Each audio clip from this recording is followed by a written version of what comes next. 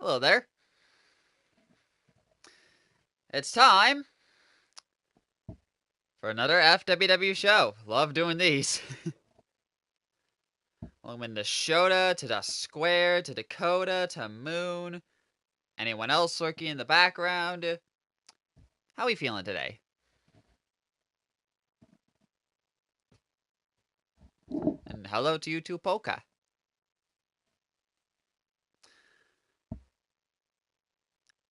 I will say right off the hop before we really get into this isn't the commentator. It's me, Prime. GM decided to give the commentator the week off today. So I am here in their stead to do this show. Which, after last week, I think it's needed. That's good to hear, Dusk.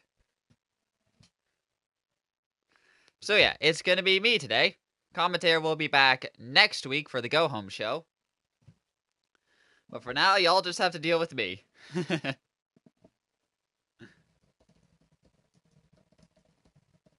Oh, I bet I'm going to enjoy the show, Shota. I always do, even if I'm not in chat or anywhere to say it. Hopefully you're ready for your open challenge, because remember, you are starting.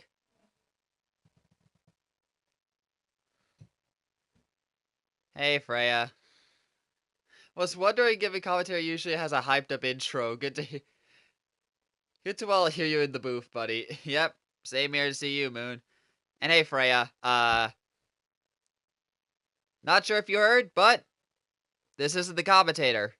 It's, Prime. Commentator's got the week off today. We'll be back next week. And welcome into you two, Kaz. And Real.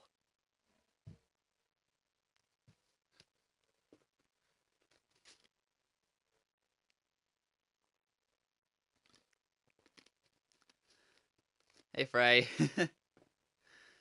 Right. We've got a show, so even if I'm not the commentator, we gotta get right into this. So starting us off is the Shota Open Challenge. Shota has had 3 so far, succeeded in the first 2, but lost the third, mostly because of the fact it was a triple threat. Almost fell out of the tree. Hey, Chaos, sorry for almost making you fall. If that is indeed my fault.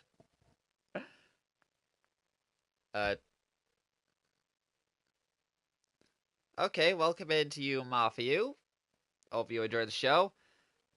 Shota has won 2 of his open challenges, failed the third, mostly thanks to it being a triple threat match. We'll have to see if he can succeed in this next one. More shocked it had to readjust. Fair enough, fair enough. Right. We've got a show, so let's not waste any time. We've got some shit to do. So, with that, let's just get right into it. So, let's do this. There is your poll. Let's get this match underway. Oh, and welcome into you too. I remember seeing you in the live show. Welcome into you, Lacko. Or whatever you'd want to go by. All right, I love this guy. Well, coming out first is the host of the Open Challenge, Shota Kaosu. 191 pounds, Satoru Katsuyori. As Muda said, it is either 3-1 or all tied up heading into the go-home show. All really depends on who Shota faces tonight. Shota's been improving. He's really been improving. Ready for a major battle. In comparison to December of last year, he is a far cry from where he once was then. He's been going up. And I'm going to be honest, I don't see that up stopping anytime soon. But who is he facing? I like to be addressed as Lacko. Fair enough. Wait. Here comes the young OG. Oh, here we go. Oh, this is going to be fun. Answering the open challenge is Javon Evans.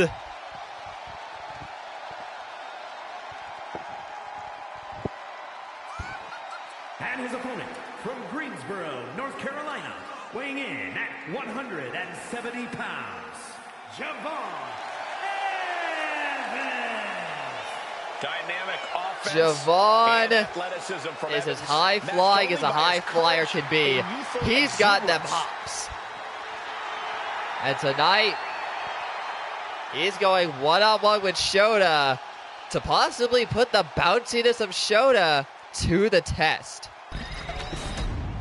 That is a wild quote there, Lacko.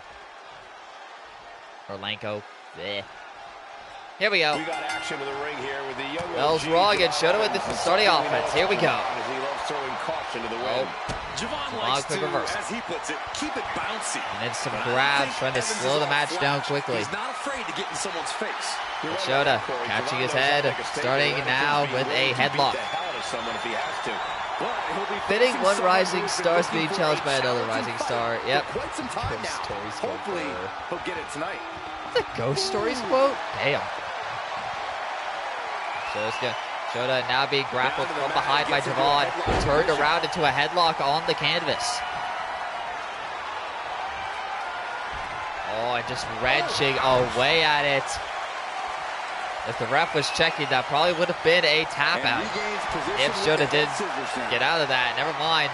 Now putting Javon between his legs, trying to break.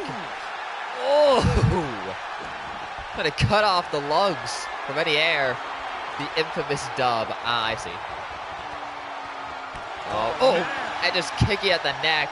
Javon is down, and Shota with a moonsault off the top rope. That was beautiful. Carefully measuring. Shota, I guess when I actually think about it, has proven to be pretty bouncy like Javon. That punch did literally nothing to Javon. Well, nothing to Shota. Damn. Evans front door.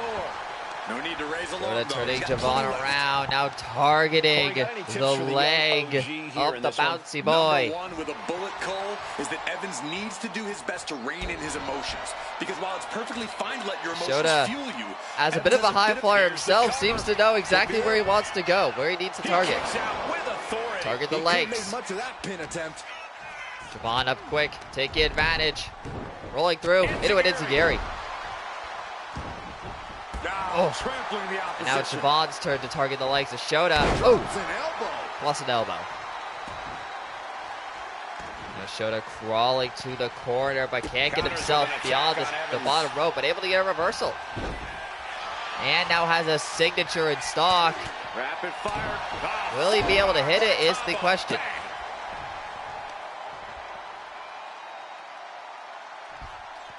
Last thing you need is a fellow. Okay. I'm not going to finish that sentence. But alright then. Oh! His stamina is getting tested here. Big super kick to Shota. And he rolls out of the ring, but that did cost him his signature bar. Javon, on the other hand, has a comeback. Also, Shota has been dominating. Wait. Not even a one. Shota reversing. One. Goes right back. One. Back again. One. Just using the adrenaline to stay in the match. Oh, and a hurt. Winner just yet. that maneuver goes to show you how much speed kills. Javon slowly trying to bring this match back around because it has not been in his favor so far. I wouldn't be getting up if I were him. Calling for Shota to get up, and he's indeed using that comeback. I don't know how the superstar's doing Oh. it. Down and out moments ago. That's a really commentator prime. Stalking I his think it prey. was the last call-up, Ready to yes. strike. Actually, no. Commentator did that too. Whoa! OG cutter out of nowhere. Into the cover. One, two. Kick out. Very close. He didn't need to spam kicks. He's got that OG cutter. Off the ropes. Oh! Out of there at the perfect time. And we're like, I think a spinning whatever kind of spinning springboard. But Shota able to move. Javon still trying to bring this match back around and successfully doing so. We can see how the young OG's been keeping his emotions in check, using them as fuel, but not letting them take over. Instead, Evans to the himself middle is the one row. taking over here. Javon ready to fly. Oh, not yet. Kicking Shota away. Kicked him too far. Oh, but Javon quick with it. Still in control of this fight. The fight started all Shota, but Javon is bringing it back. What is he calling for? Rolling around. Ooh! A twirling Incineroar to the side of Shota's head. Javon has completely taken control. Doesn't know what's waiting. Check out the springboard. Oh, man. And he's being Or a springboard. Didn't connect with all of it, but still knocked Shota down. Tries to pick him up. Shota, reversal. And now, He's still in this. trying to get the Vampire's pathos, but Javon with a very quick counter. He's got him square But in Shota his himself sights still here. staying in control. Had to burn away his signature again, though. And just like Javon hits that clothesline, but this time got all of it. And he exits the ring. Going out to the ring, it's not no DQ, so he has to find a way to beat Javon legitimately. Oh, up over the shoulders. Shota fights out the powerbomb. Provide an escape plan. Oh, Javon, quick reversal, dropping Shota down. Javon Evans. Going to the top, going again, got it. Springboard splash. Springboard splash into the cover for 1, 2, and that's Shota's resiliency. Making it out. His opponent thought he had it in the bag for sure. This is when you have to switch game plans. You can't let yourself get discouraged. That was a golden opportunity to end things. Now he's got to hope the opportunity presents itself again. These combatants have stretched their limits here, and it's showing. Win or lose, they are going home tonight knowing they gave it their all. Sleeper slam! Ooh, elbow strike. Oof. Shota did get this match turned completely against him. Now he's starting to bring the comeback of his own. Great way to break down your opponent. Oh, The going to end the for corner. Evans looking inevitable Calling for the exact same move Javon did. Going in, twirling, Incineroar to the side of the head.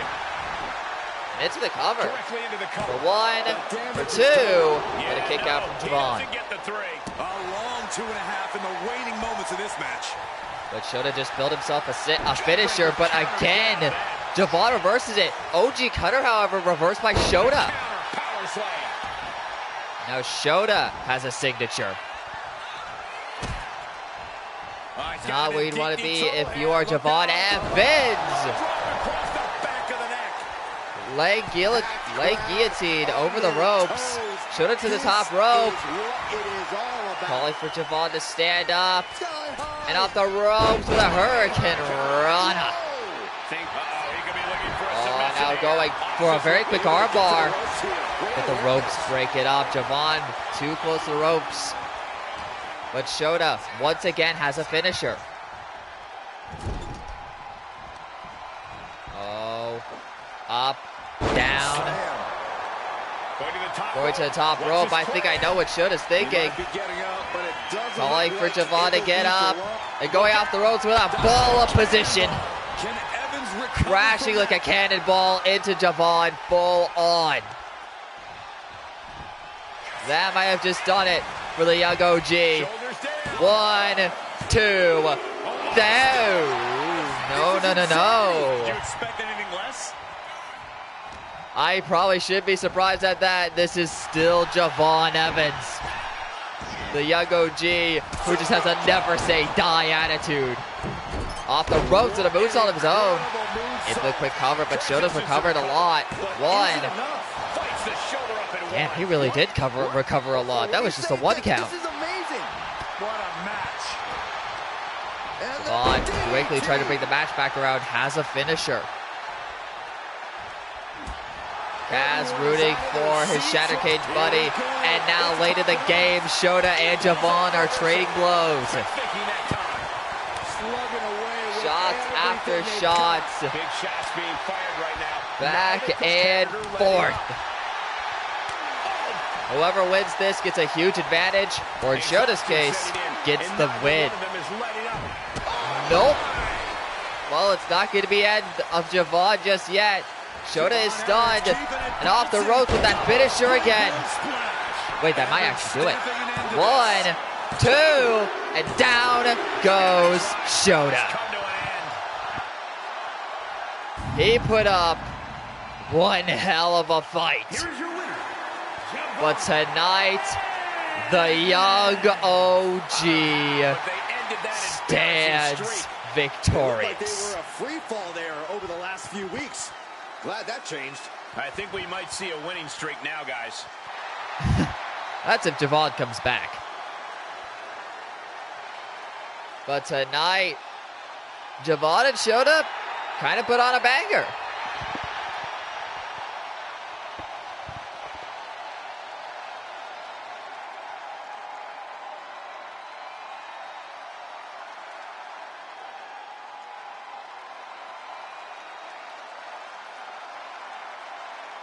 That is right, Moon. The Open Challenge overall is evened up going into the go-home show. Shota, you are now 2 for 2 going into your go-home show Open Challenge. I wouldn't say let the pressure get to you, though. Just because you lose doesn't mean you won't win.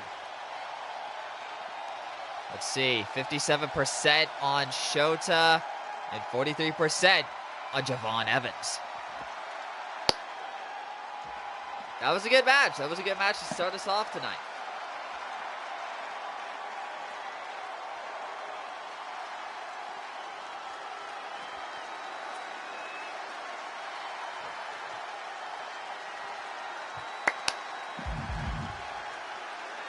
That was a good match. That was a good match. I may not have the commentator's energy, at least most of the time, but I know a good match when I see it.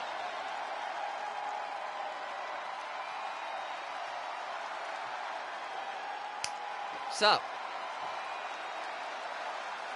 the Open Challenge is complete, but now we move from the Open Challenge to a very familiar tag team match run back. This one's going to be interesting.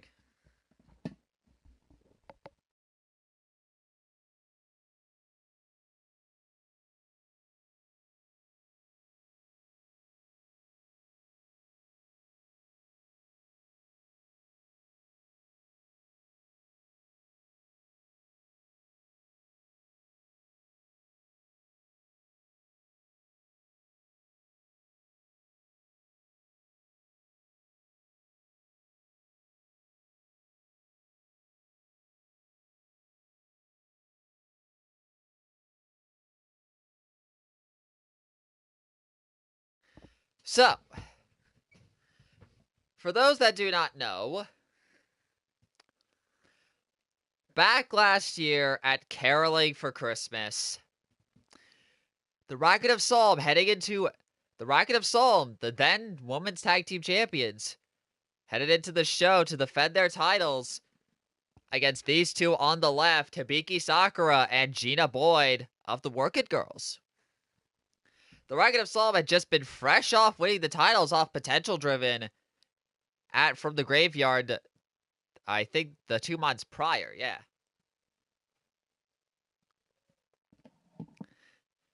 And I'll be honest, I think a lot of people expected the Racket to retain. However, they didn't. And the Work It Girls left Caroling for Christmas as the new Women's Tag Team Champions. That win has very much stuck with, that loss has very much stuck with the Racket of Solm. That loss to the Work It Girls has stuck with them, and it's not let go. So tonight, the Racket want to get a little bit of payback that they couldn't before. I mostly say before, given the Women's Tag Team Chaos heading into Showdown. I would very much remember that. I was part of it. But as Moon says, there has been some surprising hostility tension with Gina and Hibiki. Will it come into play? Or has the time off, giving Hibiki and Gina enough time to work things out, as they are the Work It girls. That was a terrible one. I apologize.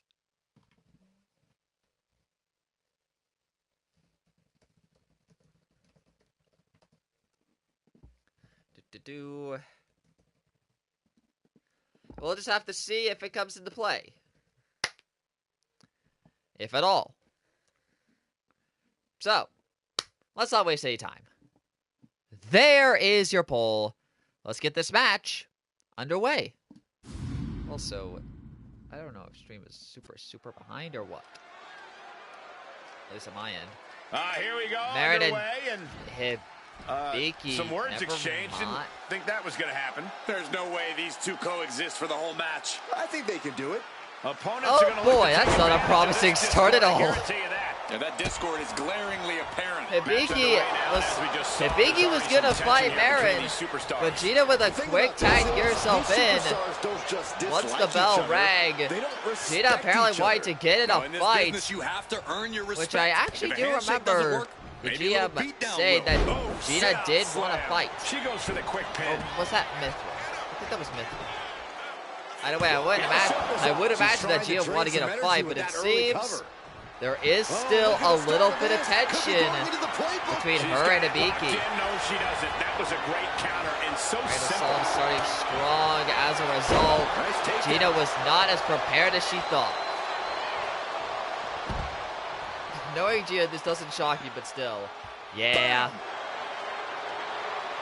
It seems like Gina tagging herself in just like that Disabling the leg with that. was for the The worst offense because catching up with her she now. does not seem to be ready to fight at all. Oh. Annette trying to throw Gina to the stairs. Instead goes for a ripcord lariat. Shades of Ray Cassidy. Oh. Toss back 6 into the count. ring. Panette not letting it end just like that, throwing Gina back in. The Working Girls are starting incredibly badly. I never underestimate Gina Boyd. She can go nuts once ready. Yeah, she does. I can even attest to that myself, Freya. I have seen that. You cannot teach. But we can't be sure about Hibiki, because here she comes absolutely bulldozing through Marin. Uh-oh, get ready to Oh, a very heavy elbow drop. Shades of Ray Cassidy once again. Were they always doing it before Ray? I'm not gonna ask Oh, look at this. Blonde versus blonde. And Hibiki looking to regain control of this fight for her and Gina. One. She overcomes the pinfall attempt. Just a She one. still has enough energy for a simple kick out. Just a one on Marin, but Gina, Gina was getting whopped. Stage one step Well, ahead. Hibiki is trying to bring it back. Oh, Damn shot. that's not gonna do her any favors. She Oh, counters trying to it. go for a strike. Hibiki with a reversal. Goes for another strike, actually gets it. Leading her into the The corner and a tag made to Panette. Toppy at the arm. They finish each other's sentences. That They focusing finish on each where other's the Working moves. Girls are the That's strongest tag team at their excellence arms. Right there, gentlemen. Hibiki with a reversal, but Panette with a reversal right back and a big boot to the face. Hibiki tried to tag out to Gina, but Panette caught her Came down first. like a hammer on that arm. Oh, that'll send a shock down your spine. Oh my gosh, what impact! Hibiki tripping up Panette, but Panette's still going. Panette And she is makes the kicking tag. ass. That's Marin back in, but instead chooses to taunt, clapping her hands for the Racket of Soul, but then immediately turns and beats a boot. She's taken her share of blows at this point. Marin to the outside, Gina following suit. Picture Oh, perfect drop kick. Oh my God. kick. Marin gets Gina, but Gina with a reversal right back. Try to throw Marin to the ring, doesn't get it. From behind. Instead, oh, goes for a back suplex, back into the ring, throws Marin into the corner. Oh, shit. Oh, my God. Partner just took the bullet for him. Oh, Marin. And now Hibiki tried to hold Marin in the corner. Marin got out of the way. Gina hits Hibiki. Oh, my God. Oh, my days. Oh, my days. Madness. Yeah, melee. I'm kind of loving it. Oh, it's a brawl now. There's a brawl all over the arena. Hibiki just trying to get a cheap shot on Marin, but once again dodging Hibiki, hitting Gina, and that's a boom drop dodge. Seems like the disunity in the working girls is still prevalent. And gonna be an X Factor, but that's an F10 to Marin. Now she's looking for the payoff. Into the cover, Gina still trying to hold the line. One. Saving their teammate and the match Just for a now. one. Panef breaks that up. He gets out of the ring quick. Gina makes the tag to Hibiki. Probably hesitant to do so after the cheap shots. Oh. Now Hibiki throwing hands. God, what an elbow. And once Something's again, way she's off. put Gina on the and back Hibiki foot. never usually make these At this point in the mistakes. match, I say No, they make do the not. tag and recover as much as you can. Something's been off since they came back after Right to the Showdown. midsection. I'm not sure what. An arm wrench. Marin taking back control against Gina. I'm starting to see a pattern here. Marin gonna go off the ropes. Oh. Drop kick to the face. Going again. What's she thinking? Oh, gonna go for a splash. Gina rolls. And Gina has a finisher. She could go for it any time. Look at Picks this. her up. Oh, is right. And the pure And there's power a to follow-away throw Marin slam. backwards. Picks Marin up. Gets Up lifted again. into position. Back in the same hold. And slams Marin in her own corner. Impressive display of power. Just right in front of Able to make the Panette. tag. But And boy, doesn't was stop it the needed. tag. There's Panette, but I think that was Gina's plan to let Marin tag out. To get some damage on Panette as well. Damn. Back up, and Gina once again beginning to fire off. Strike to the back. Trying to target the back of the neck here. Probably decided to trash talk Panette a bit before going for the blow. Stomping down. She's gaining the upper hand here. Things are really going her way right now. Gina really wants to be in that corner. Never mind, she wants Now to propped be up in in the the corner. other corner. Will she get it? She flipped that attack. No, tried to hit the tag finisher with Hibiki, but instead caught. Oh! Anyway, Uranagi slam from Panette. Who now drags Gina almost to the center of the ring. Into the cover. Breaking up There's the pin Hibiki attempt to on break her that teammate. up. Only problem here now is that Panette has a signature going for it. Graveyard shift. My goodness. Oh, she has Dropping her Gina right where she around her wants head. her. And now calling for the keys to the kingdom in her arsenal. Locking in the Wyvern Sleeper. Expertly executed her. Oh, is it in And deep? there's the tap. What? She hang in as long as she could.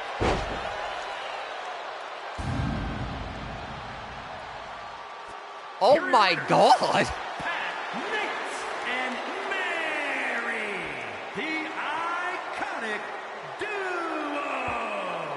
You have It to was feel indeed. absolutely gutted Indeed. losing after going And through a apparently dispute Gina like that. Yes, still Jackson, I a can't little imagine off what of that her feels like game right now. after You the gotta wonder if attacks. it's possible to get back on the Probably. horse after that.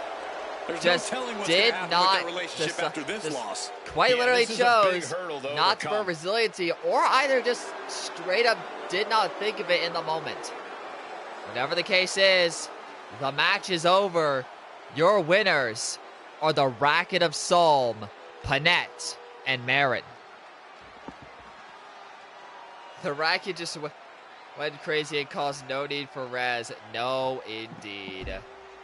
Gina and Biggie fumbled and nearly sabotaged each other's partners in their tag match. Attempts to use each other's stepping stones for fame. With the shouting contest between the rivals, they struggle against a functioning team. That sounds weirdly accurate. Alright, let's see. 67% on the Racket of Solm, 33% on the Work It Girls.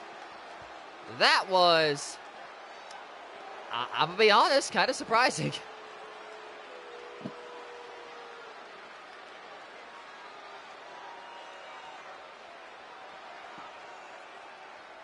That was indeed quite the bout, I will say, Dusk.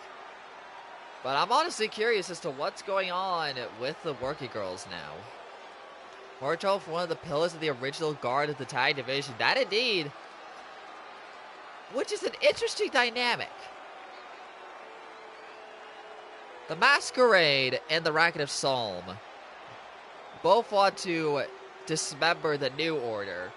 The Fallen Humans have embraced it, and the Working Girls seem to be falling apart.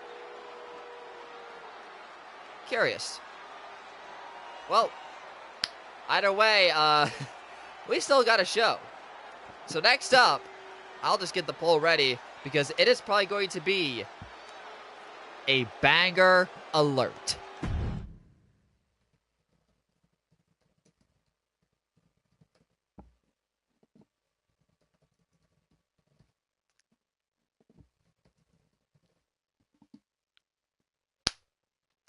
Dismember the Order, me and Naomi ain't going down that easy. We'll see. Oh, something got in my throat. There was the case of the throat tickles. But, as I was saying, this match could be an absolute 5-star classic in the making. So, let's run it through. After Golden Treasure, no. After Kazuki won the Royal Crown title, he was in action, I think the Shockwave after, against a mystery opponent. That mystery opponent proving to be the phenomenal AJ Styles. And my tag team partners, number one, my tag partner's number one favorite wrestler. AJ Styles was able to come out with the victory over Kaz. However, after the show, Kaz attacked AJ Styles from behind in the parking lot, leaving him out for a good couple of weeks. And we didn't see AJ until 2 weeks ago, where after Gold Treasure, Kaz fought, which I'll actually get to that. Styles came back after Kaz's match after Golden Treasure. And after a bit of back and forth, it was made official. It's AJ Styles versus Kazuki Toshiyuki for the Royal Crown Championship at Life of the Party. However, what I will talk about is what happened before Styles came out, because Kazuki faced off against Pyro Roaric. They had a bit of a banger. But to the shock of some, myself partially included, Pyro beat the champ. Pyro beat Kazuki in the middle of the ring. So Pyro has himself a Royal Crown title shot. And while he's not going to get it at Life of the Party, he'll get it soon. But AJ seen the talent from Pyro and decided that tonight he would face him one-on-one. So we could be seeing a banger just waiting for us right now. I'm watching, old man. You said you're going to beat my ass. We shall soon see. You got to think, if Pyro wins here, it's likely he'd be near the front of the line if AJ wins the title at LotP. He's at the front of the line regardless. Because he pinned the Royal Crown champ. He's got himself a title shot. I'm also keeping very close eyes on Pyro as well. Good to see who comes next. I arrived late and Javon won. Yes, indeed. Welcome in, opening. I will say, since you likely weren't here initially, I am not the commentator. I am Prime. The commentator has the week off. So I am commentating in their stead. Right, let's get this list up here. Right, no more wasting time. We have a banger potentially right in front of us. So we gotta get to it. And yes, you did just see that. Also borrowed my currency from a friend. You're gonna watch this closely. Makes sense. Alright. No more stalling. There is your poll. Let's get this match underway.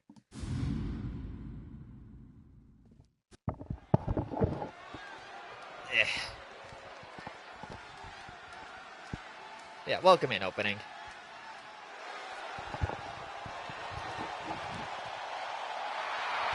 coming out first The phenomenal one. is the phenomenal one himself, AJ Styles. A reputation known all around the world.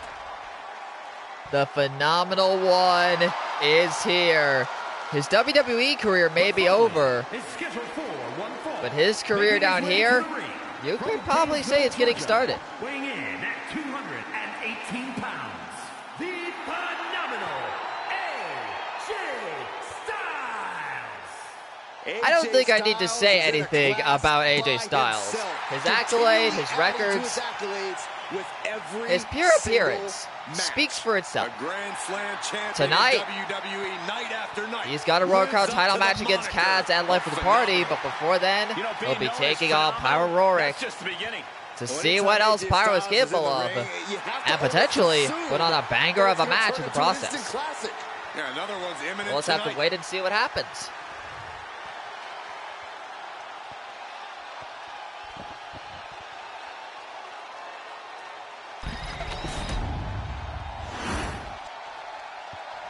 Now coming out second. And here he comes. Is the Fire Eater himself, Pyro Roaric.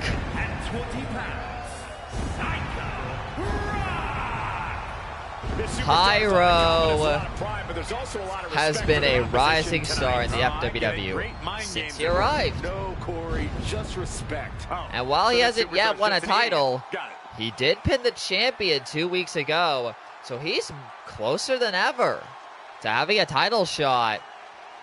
Because, if I recall, I don't think he's actually ever had a title shot AJ to get under your skin. That's what this gentleman has to do. Yeah, because the moment he allows that to happen, which is an AJ's won interesting this statistic match. when I think about it. Well, Pyro wants to prove why he was able to pin the Royal Crown champ, and also wants to pin the phenomenal one before he goes into his title match. Will he be able to, though? Let's find out. Oh, AJ trying to go for a phenomenal forearm immediately. Pyro ducks under, trying to roll him up, kick out. Still too fresh to stay down. Got to see what happens between these two indeed. Yep. Oh man, they're starting with grabs already. Able to turn it around into a wrist lock. Oh, wrist lock on AJ Styles. Pyro, knowing that AJ's strongest attack is his forearms, especially when he goes with a phenomenal forearm. But AJ, veteran, gets out of it. Effective counter. Pyro off the ropes. Moonsault into an inverted DDT. God damn. Going for the pin early. The quick cover for one. He kicks out before the count hits two. Almost for two, but that's a 1.9. Pretty sure he's in the chamber. I forget if that was for a title or not. It was not for a title. It was for a title shot at Shota. So Pyro has never actually been in a title match. But, given he pinned Kaz 2 weeks ago, he'll be in his first ever in the FWW. But he's got to go through Styles first, and goddamn, Pyro is turning the match in his favor. Slaps AJ in the face. I'm not sure if he wanted to. Oh, calling for it. Oh my goodness, just kicks him in the face. Oh, grabbed him by the leg. AJ with the quick reversal there. Up over. Tries to do something. Pyro with the reversal again. And a phenomenal forearm of his own. Shades of the fiery forearm from Flair, actually. Might want to reconsider. Club member 708. Wait, what? Styles is already bleeding. God damn, Pyro. How much did you put into that forearm? Not enough for a 2 count, though. He's been in multiple title opportunity matches, though, and every time he looks strong. That he has. But probably when the time comes, it'll be his first ever title match. We'll have to see if he keeps looking strong then, or if he fumbles at the hurdle. Who knows? Well, what I do know right now is that Pyro is certainly looking strong. I think I spoke too soon. Never mind, they're trading blows. Already trading blows. This match is starting incredibly strong. display. And Styles actually on the back foot needs to win this to try and turn the match back in his favor. The sheer guts of these He does two. have metal forearm and knee bracers, so I guess busting AJ early, open early makes sense. Fair enough, Coca, fair enough. These athletes going all out. Slaps and backhands and punches all around. Now just throwing hands at each other. That shot ends things. And Styles does get the win there. He wins the exchange and can turn this match back in his favor. Styles imposing a flurry of offense. Look at Pyro's AJ unstud. go. He has to be Using careful. AJ Styles rolls Oh, through. going for it. Rolls into the calf crusher. You can't. Elbow. But Pyro easily able to fight out of it. Counter. Oh, but a shot to the gut That was needed. from this phenomenal one. But he gets the Styles clash setup reversed. Turnaround on Styles. And that's... Oh, trying to go for a Blue Thunder Bomb, but AJ reverses it point blank. Oh, well, frame one, pretty much. Pyro's already taking control of the match, and probably has Styles that has controlled the limit. Because I'm pretty sure Styles is on adrenaline. Count before two.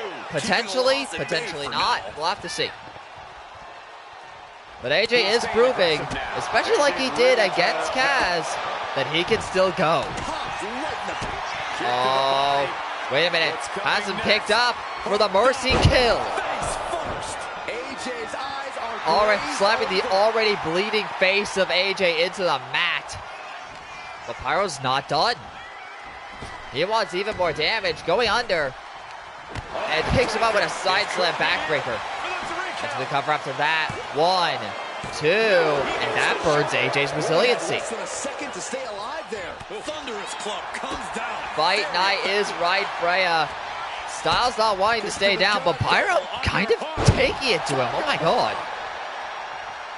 Oh, he gets a reversal there. But Pyro, Meteora. The younger Pyro, very much quicker. Oh my, you slid onto the ropes for that splash? God damn, Pyro. You are more agile than you let on. And Styles is brought to a disadvantage now. I was going to say that Pyro is younger than Styles. Is he? Is Pyro younger than Styles? I feel like he might be. Yeah, side splash. Calling for another kick to the face. Pyro has AJ completely on the back foot, and he's stunned. Slap for the exclamation point. Extending their 5 count, leg drop on the arm. AJ burned Iron Jaw. He's early 30s, so yeah, he's not exactly young, but he's younger than AJ. Oh, Blue Thunder Bomb, Shades of Lucifer. Gotta be it. Time for him to get back in the ring. But my point does stand in that regard. The younger And he gets sent Pyro, back into the ring. showing that he still has a lot more fight than the phenomenal one. You shouldn't be taunting out there like that, Pyro. That could have got you counted out if you weren't careful. Oh, well, that might be the game ender. That's a second mercy kill. After a Blue Thunder Bomb. Thanks for coming. No? All right, I was about to say thanks for coming, AJ Styles.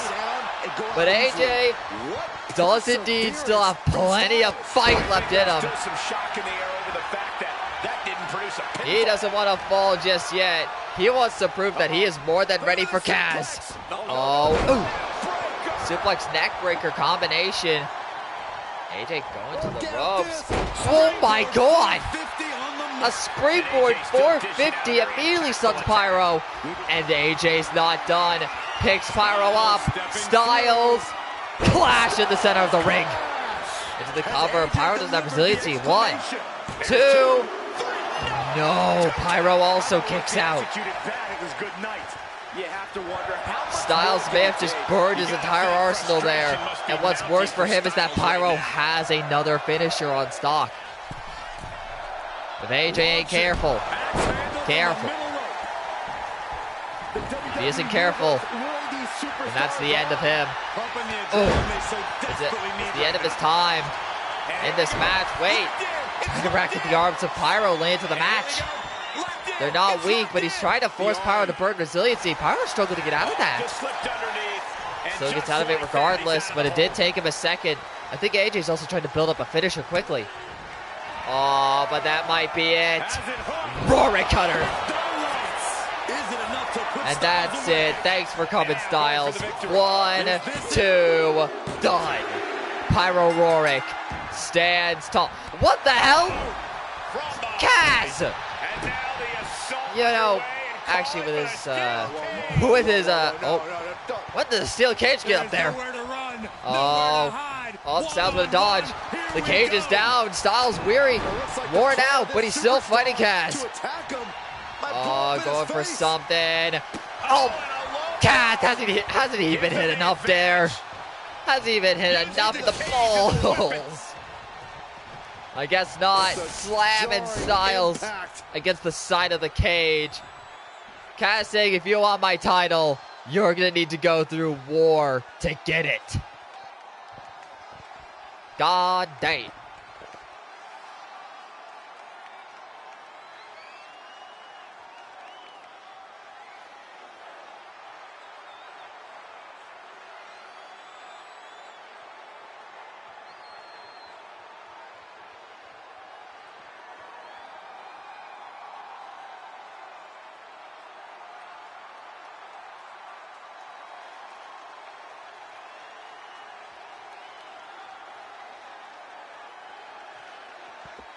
Alright, Moon, you do that. But honestly, I should honestly not even be surprised. Kaz has been a lot more aggressive since he turned.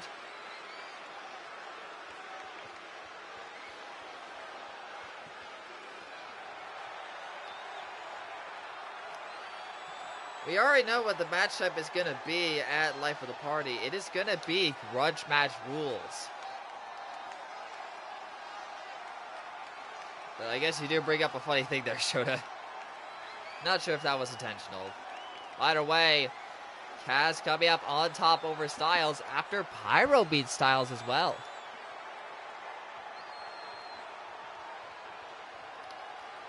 So no matter who wins at Life of the Party, Pyro's got next.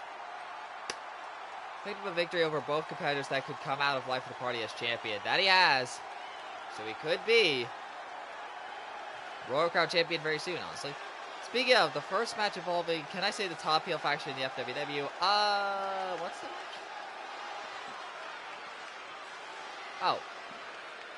Oh, yeah, I do believe you can say that, yes. I do believe that would be the case.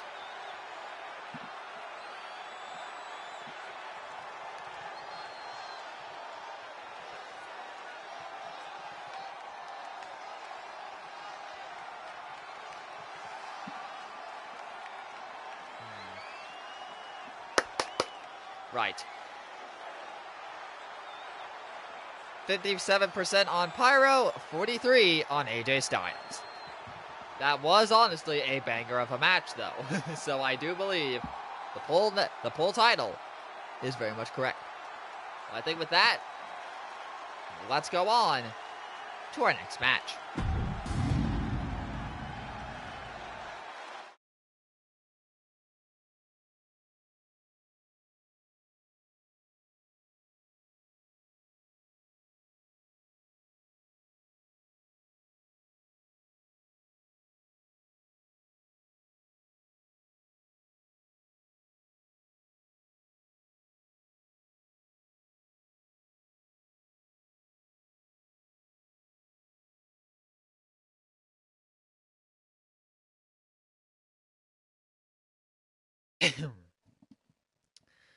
I won't be done until we sort this, but I will show that I am watching and waiting. All the way to the wings, ready to strike.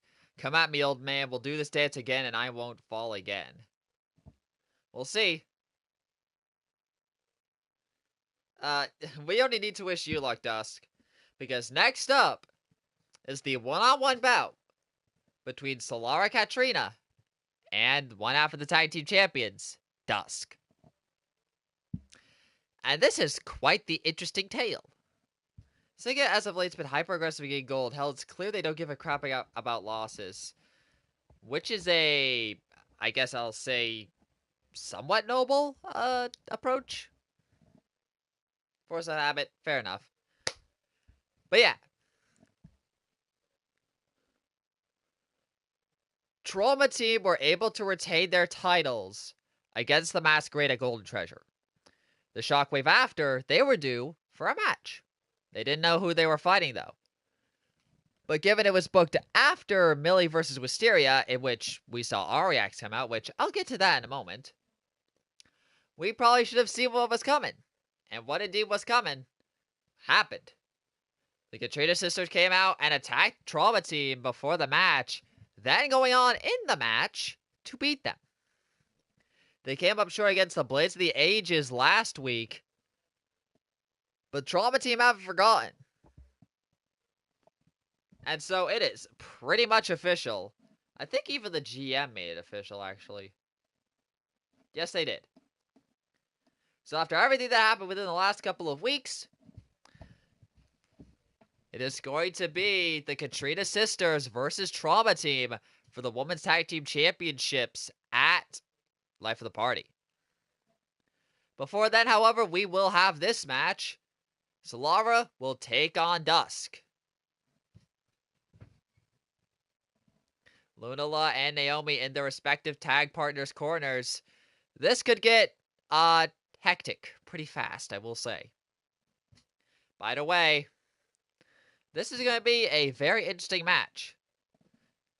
Solara, the, I guess you could say, less heel of the group, and Dusk, politely put it, after all of the history I have with Dusk, perhaps a little mentally insane. Huh? Wait, hold on.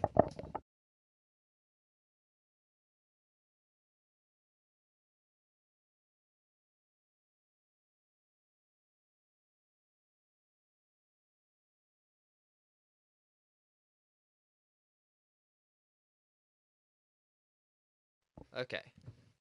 The carefree Marvin Sick, given all she wants is the wrestling spotlight. Yes, indeed. And Dusk has come quite a long way since the initial days. So yeah, let's see. Poll time. Let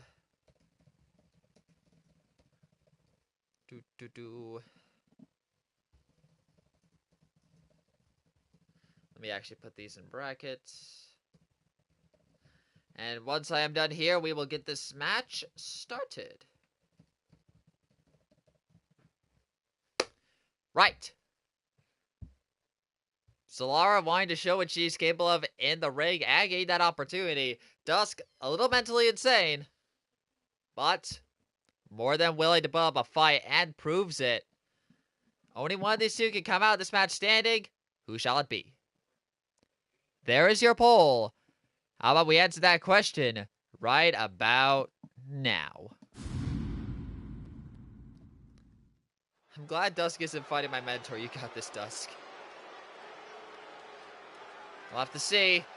Because Lunala isn't one to let things go easily. What do you mean Dusk is a bit insane? It is one hell of a story. Well, I'll just say it goes back to last year. Anyways, coming out first, accompanied by her sister Lunala. One half of the Katrina sisters, one half of the Dragon Syndicate's prime tag team, Solara, Katrina.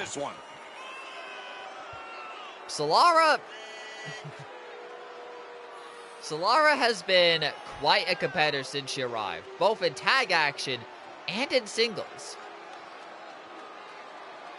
When she's tagged up with her sister, however, that seems to be when Solara is the most dangerous.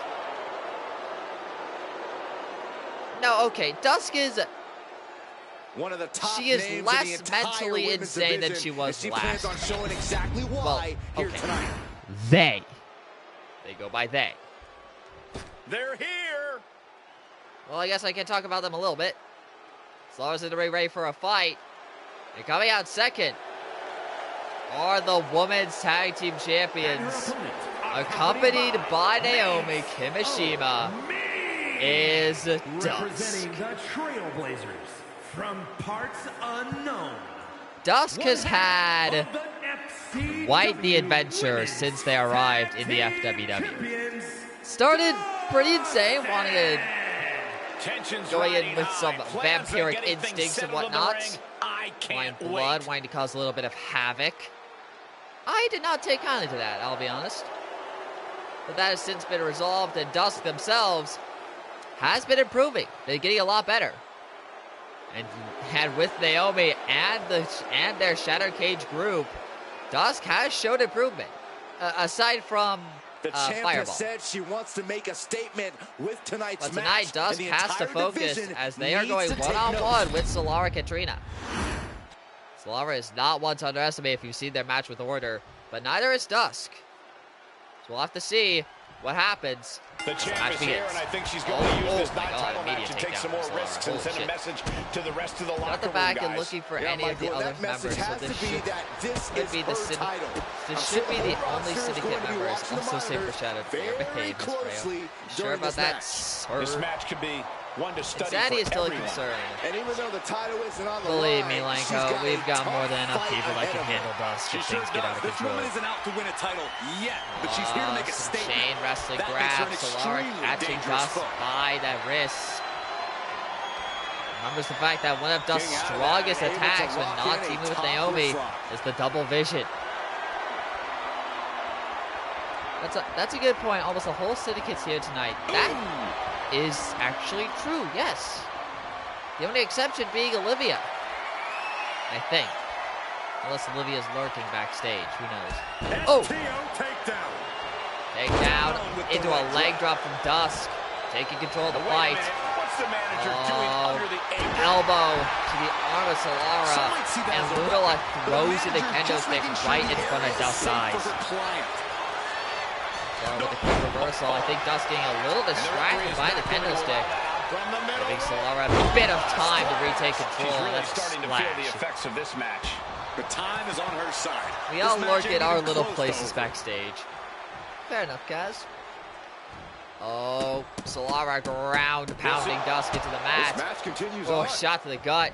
Going off the This matchup ropes. has been... Here Oh, we go. oh, Bang. double takedown. Down, middle of the ring. Oh, Naomi. Wait, hold on. Oh, wait, getting in the ring. The Naomi and managers are Lunala going at it face now. to face with each other. This is insanity. Ref Good. ejects Lunala. Solara, Good job, referee. wait, And you and banishes Naomi at the same time. Dusk and Solara both shocked at the loss of their managers. Lunala Now, and Naomi maybe we forced can to go to the focus back. on this match. Oh! The referee But does Solara their job quickly and removes capitalizing the with a ringside sling blade. distractions. Oh, but quickly locking in. Going The right Sun after the Snapper, arm. the It's move a that ended opponent Naomi attack. 2 The weeks focused ago. attack on the arm. Not a good situation. And she lets go of the Oh, hold. let's go. Maybe But she didn't Dusk, like the leverage Dusk or didn't grip she burn. had on that Didn't submission get out of it hold. either. So as much as both managers getting ejected does not favor either of these two. Solara's proving that she... Wait. I spoke too soon. Puppet's bite is in. But Solara fights out of that quickly. Both managers ejected. Dusk and Solara now have to go at it one-on-one. Purely. No, she Kick out Solara, What kick she out. have to do to put her away? I'm asking myself the same question. I have no idea. Dust turning Solara around. Oh, slap to the Brutal mat. face buster. Now Dusk is calling No for doubt she's Solara to looking get up. end her here. I think I know what Dusk is going for here. Never mind. No Majesty's being no sad in this fight probably. We'll see. We'll see. launched right out of the Dust ring. thrown to the outside. As Solara Headed gives to the chase. outside. But for what reason? Oh, turning Dusk over and over. Dangerous shot to stop. the head. Right to the face. Tried to go for a knee drop to the head, but Dusk out of the way. Bringing this Absolutely back fails into the that ring. crossbody. I would know that. That gave me some flashbacks. I remember Dusk doing that at Caroling for Christmas. That's what she gets for turning her I attention think away so. from Going this to be in the match. hospital after this. She continues to fight off her opponent. Nah. Body scissors We've been down pretty into the fine. cover. Oh, 1, 2. Kick out. I didn't think we'd see a kick out Oh, there. that was actually almost the end of Dusk there. Oh my She's days. reeling now. Yeah, she's really in trouble. Oh. I don't know if she can turn it around. Dusk tried to hold Solara off, but Solara is going off. Her legs are wobbling, but that's the least of her problems. Here we go. Oh. Well-placed Black punch, handle ugly, caught by but Dusk. effective response. Also, Mayron, can we make sure that medical is ready just in case shit goes to hell backstage? Here we Oh, go. double vision! That might have been Double the vision to the final Solara. 1, 2, and that's Solara's resiliency burn. Her perseverance is unreal. Dusk, just like that, turns the match around. Moonsault connects. The heaviest artillery has been used, but it's not enough for the 3. Solara now most likely on the back foot. Trap in the arm. As Dusk now trying to make Solara tap, like Solara made Naomi tap. Good. I don't know how she's going to get out of this. Try to break the grip and does. But Solara gets out of it this time. Solara gets out of it, unlike Dusk. Oh, crossbody actually connects that time. All is said with that precaution. Fair enough. Fair enough. Wait a minute. Oh, wait. I think Solara was thinking of the Sun Snapper again, but Dusk with a reversal. We know what she's looking Now for calling here. for Solara to get up. Might be thinking of it again. No, thinking of the other finisher. It could be big. Over the ropes. Bouncing them off the top of the ropes. The price of your sin. That's it. She might have Rose just ended Solara it. put the ropes into the cover. That's it for Solara. Dusk picks up the win. Here is your winner, Dustin! In the end, that intense brawl earlier didn't take away their will to win. Naomi and Lunala were ejected Well, from one thing's for ringside certain. earlier in this we match. know who had more fight in them at the But end it of the didn't day. seem to you throw have to Dusk dig or deep to Solara overcome off that for kind of long. opposition. Well, okay, it threw Dusk off a bit longer than Solara. But by the end of the match, Dusk stands tall and victorious over Lunala.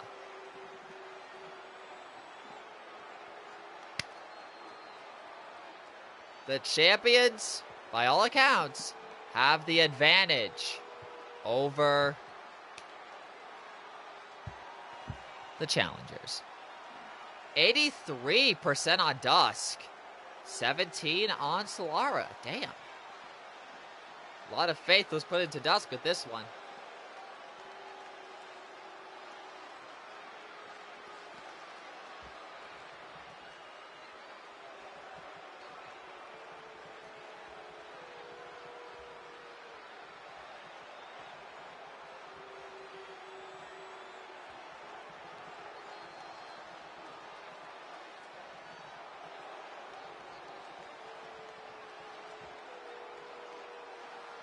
Right.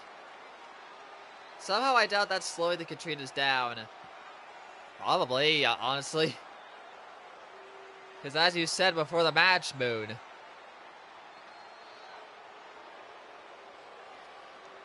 the Dragon Syndicate does not seem to care that much about losses.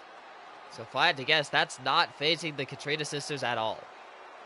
That was fun, Solara. Great fight. Now for victory cookies, which I made, of course, with supervision.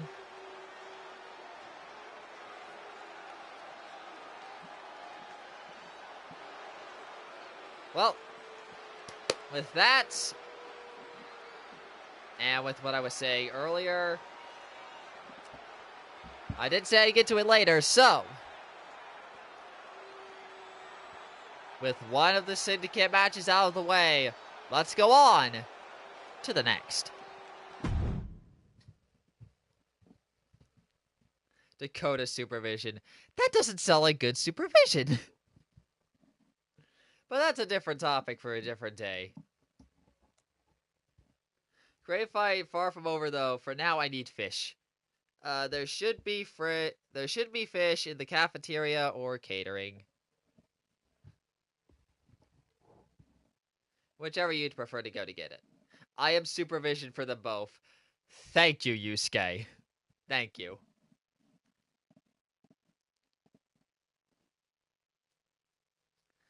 Fish. Right. I am probably going to briefly disappear because, much like the commentator, I need my own sustenance. Is my cousin Dakota that chaotic we haven't talked? I was gonna say I can't say. She can be. She very much can be.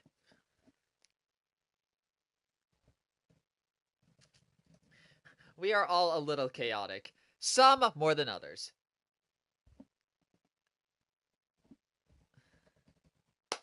Is it bad I'm rooting for the dragon? Mayhaps? Anyways. This situation is pretty interesting. After Millie successfully knocked off Lucifer at Golden Treasure, she went on the Shockwave after to have a banger match against Wisteria. But then after the fight, out came, I guess, the right-hand woman of Brianna, Ariax, to confront Millie and essentially say she wants a title shot. Millie went on to basically bury Ariax, trying to say that she is the least important of her group and that she would rather defend against Olivia.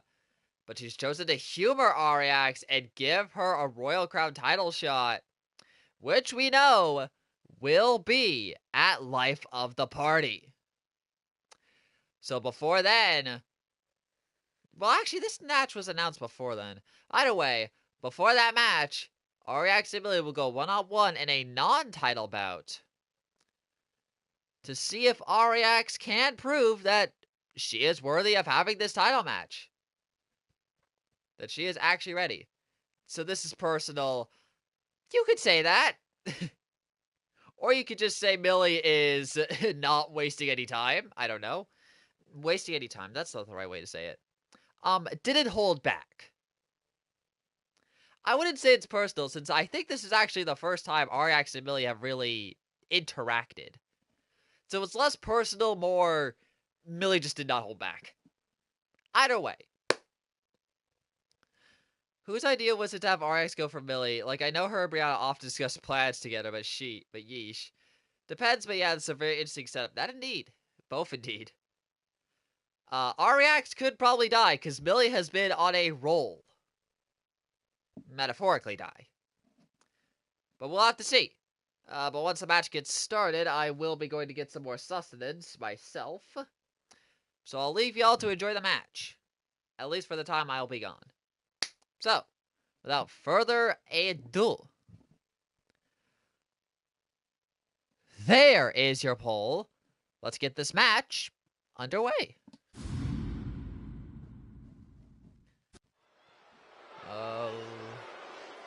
Oh, they're both already in the ring. Ariax is sitting a hand for Millie. Classy move. Damn. Oh! Millie was not having any of that. She got disrespected and said, fuck that, I'll slap you in the face, and immediately weaves Ariax. The match is on. Well, power slam. I shall be right back. Y'all enjoy that, because Mind games are definitely at play. Millie here, really gentlemen. is Getting into your holding opponent's head. nothing Question back. Oh every my step gosh. and move they make. That's why you do something like that. Yeah, you cannot deny how even the smallest change in game plan can have long-lasting effects as the match continues. And look at this, able to get wrist lock control.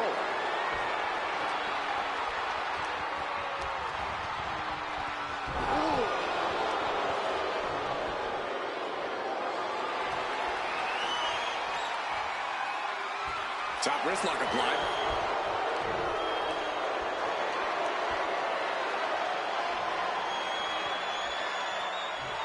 Oh, man. What a nasty STO. I think she's looking to end things here. Locking up. Getting pushed into the corner. Strong show of strength here.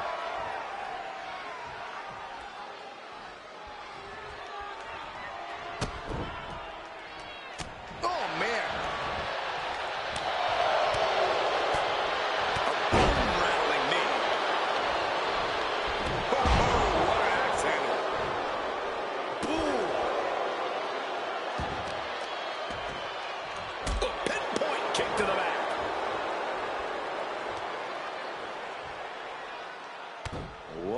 about to... Ooh. Well-placed knees to the hamstring. I think rage took over in that moment. Nothing but blind rage. Check out the springboard. Holy time offense there. Nasty kick. Oh, strong impact. Some agility gets her out of dodge. Clothesline. Well, that'll leave a mark. The arm getting pummeled.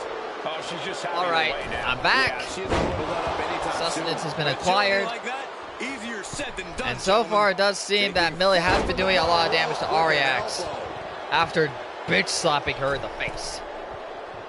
Now it's Ariax's turn, it seems. Bringing the fight to Millie, trying to prove Pays off once again. that she deserves a title. Oh my god. With one kick, Millie's just been busted open. Okay. Okay. Stomping away, and then the knee right into the throat. Just Oh. ruthless. Just Prime example of racking working smarter, not away harder. at That's what I Millie. say. Wait, turns her around. No, I thought she was going to be. And invert, but she ended here. Oh, into the cover. She kicks out with authority. Kick She's out. still in this one. Millie not wasting any time. Oh, tried to roll Ariax up. Not even a one Not count even there. a one. Not yet. Ariax was down. That gave Millie the chance to recover. Would this fight technically count as a death battle since this fight is a really high blood squabble? No. Oh, wait, Pig Devil's Wrath. I just missed it. 1, 2. No, not a 2, not a 2. Just the 1 count. Which is insane. But yeah, I wouldn't say this counts as a death battle.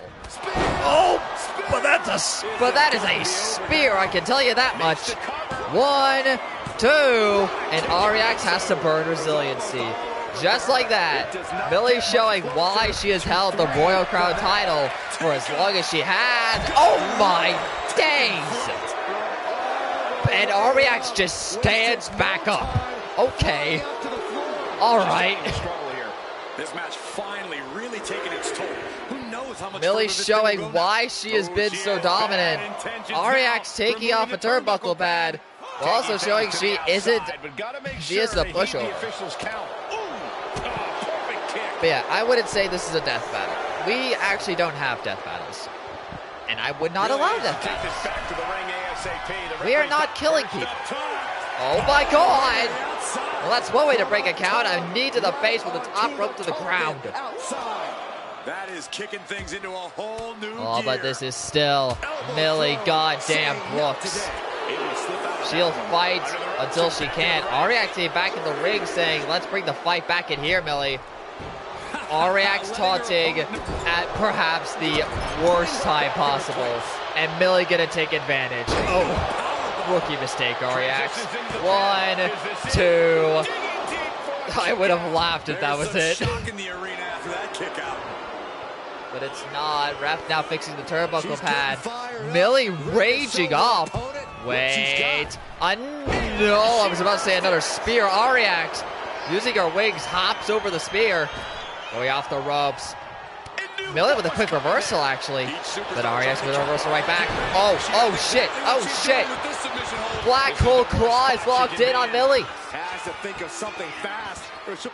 So digging the claws deep into Millie's mouth. But Millie punching Ariax off.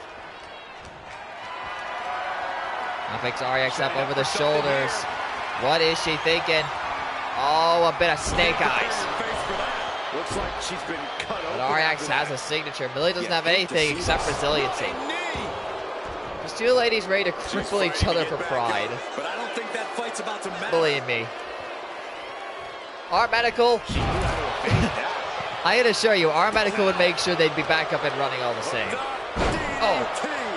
DDT. Once again, Ariax picking Millie up. I think trying to stun her before she goes for anything else. Which she does. What is she thinking now? Up to the top rope. Oh. Whoa! 630 senton. And into the cover on Millie. 1, 2.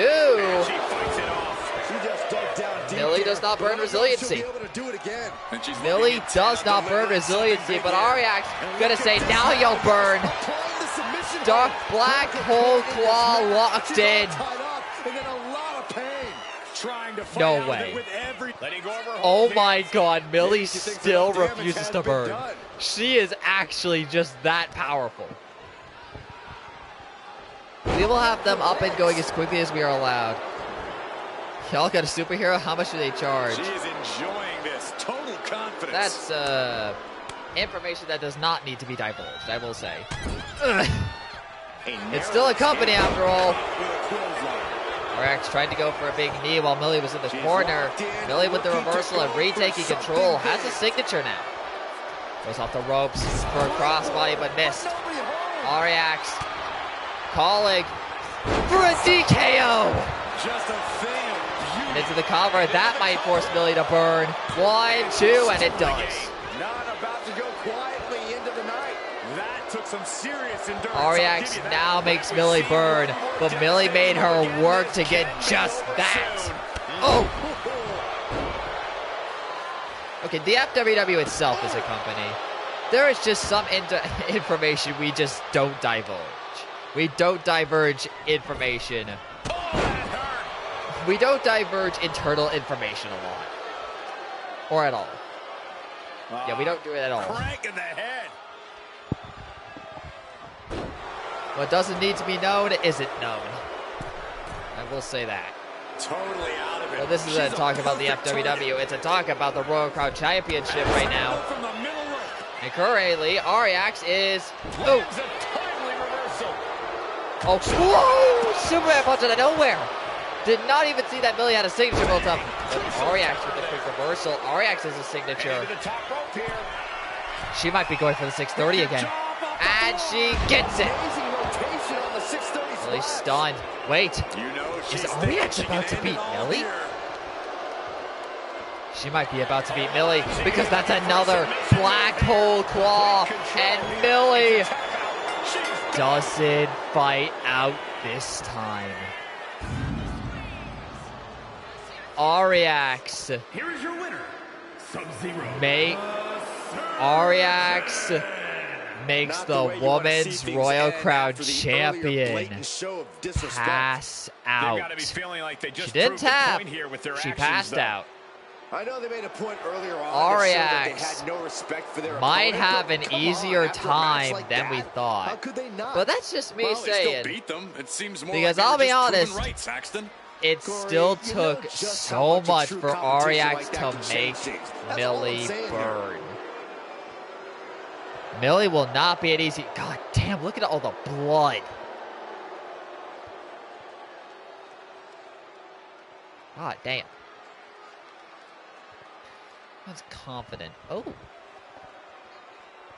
There's more to how medical works in these companies, 'tis all.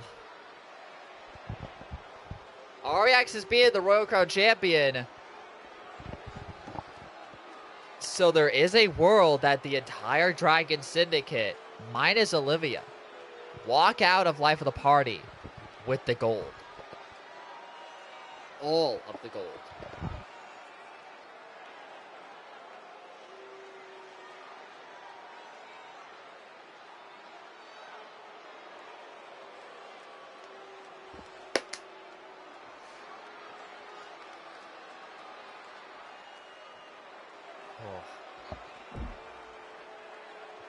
I don't think we have another Ariax Situation Moon. No, Brianna Situation Moon. Because Brianna killed Super Saki. She killed the concept of Super Saki almost immediately. Ariax still had to put in a lot of work to beat Millie. Millie did not go down quietly. She made Ariax work for this.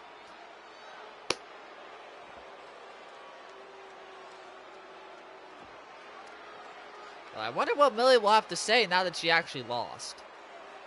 Ariax fooled the champion and the crowd by offering a respectful handshake at the start of the match, pulling away and mocking her opponent instead. Millie responded with a hard slap to the challenger's face, unfazed by her attempted mind games. That is something I'm going to have to note. Murasaki fell because Brianna had the mind games advantage. Millie is not going to be fooled. So whatever Ariax does from here, who knows? But one thing's for certain, she can't do the same thing twice. Or Millie is going to destroy her. Probably. See Olivia, I should go train alongside Olivia. I'll rest up after my match, I think. Time to watch and train. Fair enough. Don't overexert yourself, Shota. We don't need any of that. Funny how overconfidence works. Where was all that trash talk now? Perhaps you understand the gravity of if you fail at life of the party. Ariax, I know you beat Millie. You're kind of contradicting yourself. Like, that's all I'm gonna say, but it seems like you're now starting to contradict yourself. And besides, you beat Millie once. Doesn't mean Millie ain't gonna come back and kick your fucking ass. Right. 50-50 on the poll. That's a new one. First 50-50 of the night. Right, what was after this? I have no idea what you mean. Well, if you have no idea what you mean, then maybe you'll learn at Life of the Party. Who knows, though? What's next? Okay, we got a bit more of a calm match after this. Right. I think with that said, let's go on to our next match. Just ignore our Prime. Her and Brie are keeping their cards to their chest. I know. Just saying.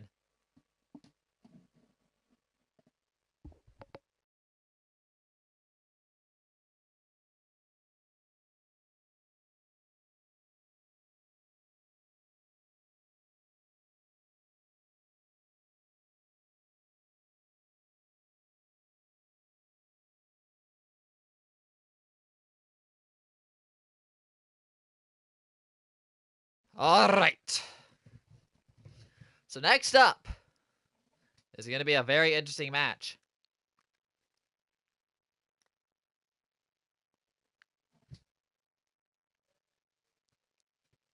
Because if you remember from 2 weeks ago, Nathan Karatoshi made his triumphant return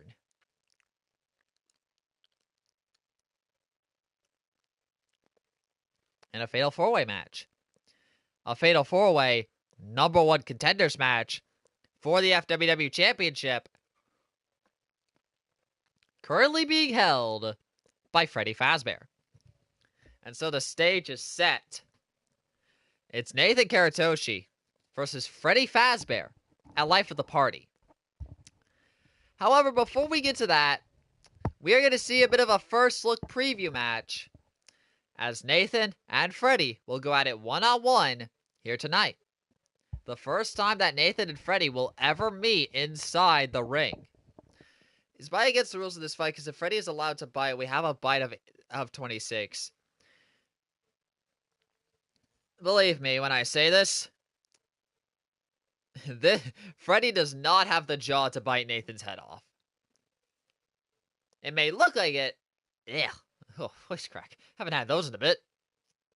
It may look like that with this little render match card there, right here. But he doesn't. And besides, he won't. Because if he could bite, he would have done so already. I can say he hasn't done it once.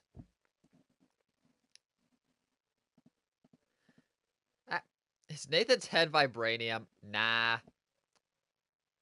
But again, if Freddy was gonna bite someone, he would have already. Besides, we would have made sure he wouldn't. Anyways.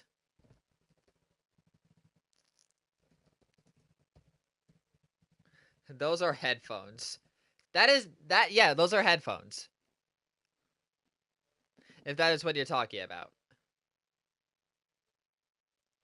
Anyways, we have a first look match to get to. So, without wasting any more time, there is your poll. Let's get this match underway.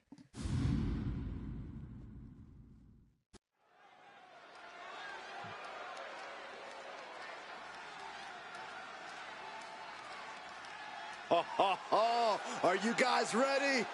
And coming out first is the #1 contender, Nathan Karatoshi. From England, weighing in at 210 pounds, Nathan!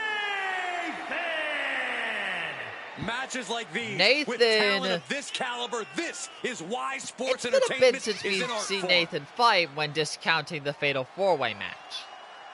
The last time we had seen him fight was, technically, Shota, when he went one-on-one with Opening and lost to Opening. And after the fact, Nathan disappeared for quite some time. Just something seemed to go a little bit wrong with the final crossface Opening locked in, injuring Nathan, and Nathan choosing to take some time off. Every match as if it's the biggest one of his career. He definitely plans to steal the show tonight. After winning the Fatal 4-Way match on his return, Nathan looks to go even further and not only beat the champ tonight, but go to life of the party and beat him for the title, become the new FWW champion. That's gonna be easier said than done. Gotta go with one of the most iconic players of all time. Fair enough. Do I have a fantasy league? We are about to see I don't really dabble good. in those, I'll be honest. Not that I really know what it means. But now, coming out second, the bear himself. The animatronic that has honestly been one of our most surprising on the roster. Our first ever 2-time and 3-time world champion, And his opponent, Freddy from New York, Fazbear. weighing in at 251 pounds, the FCW champion, Freddy Fazbear. You know, for how Freddy polite, is the respectful this face of person his is, the crowd sure isn't franchise. returning the favor. And for the longest time, On their has sleeves. for the longest time, even now, has been representing it greatly. Not only by becoming the FWW champion, but winning it a second time off of Mondo Owada, but a third time off Cassius Bright. Sure, this third run may be a bit more of a heel run in comparison to his first 2 reigns, but you could argue it's just what Freddy has to do to be at the top. Tonight, Freddy's going to this match with some respect for Nathan. I'll say that outright, because Freddy has too. But Freddy's goal remains the same. He wants to be at the top of the division. He wants to be the world champion. Asking for this to be a title match, but the officials And so backstage his goal wouldn't allow tonight it. and at That Life is of the how Party competitive he will be is. to beat Nathan and leave with the title still over his shoulder. The question just is, will he be able to put Nathan down in this first look match? We'll have to see.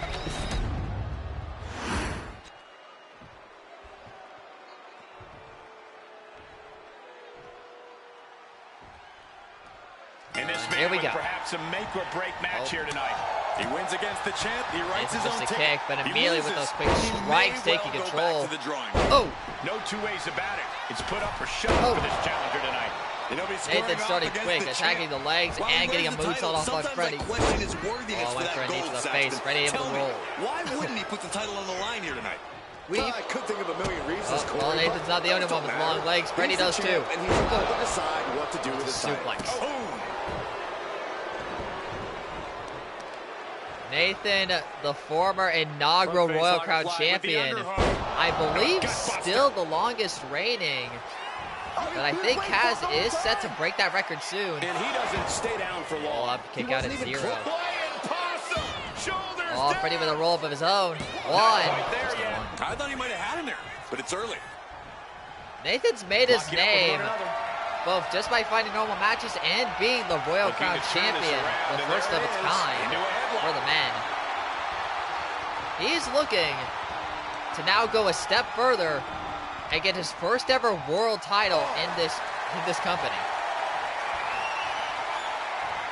As he goes, oh my goodness, he just chucked him. I honestly can't believe we just saw a human being tossed like that. Taking his time, preparing to attack. Nathan starting strong against Freddy. Nathan seems to have the technical advantage. Driving their legs, putting their opponent And into a tight apparently a corner. power advantage as well, because he's just pushed Freddy to the corner. Oh, Nathan with the break. Oh, but Freddy with a cheap shot. All tied up now. And now Freddy engaging the grapples. Oh, but Nathan forces him off again. Inside cradle. Going for a quick roll up in the cover. Looking to steal one Not there, even perhaps. one. He's really trying But to I rush feel that this we're match. playing close to a Freddy crash out. Like if Freddy made mistakes any color for purple, would he go wild? No, he would Caving not. in the abdomen. And he's absorbed some stiff offense already.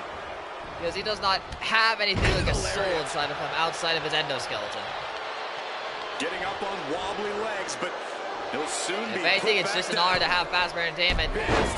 Well, the mascot of Fazbear Entertainment in the FWW. Heading to the It's been floor a very beneficial endeavor for both sides. As for a Freddy crash out, we've pretty much already gone through that, except Freddy didn't exactly crash out. He just kind of hurt. Whoa, my God, flying forearm takes out Freddy. Nathan raging up. Nathan kind of has Freddy on the back foot. At the same time, Freddy is still trying to show why he is the first ever three-time world champion. Knee drop. So Big knee drop to Freddy. Have to beware of the count. Oh, Freddy with a big reversal. Trying to whip Nathan over, but Nathan reverses it, going back into the ring. Back into the ring. He looks like he's about to put his opponent in their place. Freddy back up to his feet and quickly runs in to break the count. Nathan tried to act slippery as a snail to avoid the grasp of Freddy there.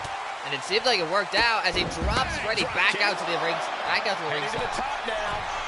We out here, Boston, just comes up. It's just business. Pretty much. But I will say the story of Freddy being here is actually quite a special one. Because last year we had a voting MLE. Bit of a transition between Life of the Party and our Halloween MLE from the graveyard last year. Freddy was actually voted to be who challenges for the FWW Championship. And that is actually when he won it the first time at that voting show. The hardest part of the ring. After that attack, of course, we're not going to have that this year. I will say that now. Hip drop onto the arm. Either way, the fact it's led Freddy to this point is a very important moment in FWW history, all the same. And now he's going to the top. Nathan to the top rope, elbow drop to the back of Freddy. Nathan's being smart, but Freddy is ready. They're both ready for each other, I guess. See if this is the start of a rally. But Nathan still has that finisher. He's not gone for it yet. He might be thinking of it. No, gets it reversed. Oh, and Freddy tries to go for the signature, but Nathan reverses that. Oh, say him up. Oh, for the flying haymaker. Now sending Freddy off the ropes for the prefab slam. And Freddy doesn't have resiliency. 1, 2. Oh my goodness gracious. He did it.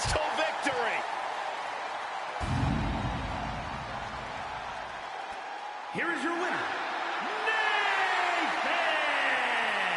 Nathan! Freddy said that if Nathan wasn't prepared, he wouldn't be ready for Freddy.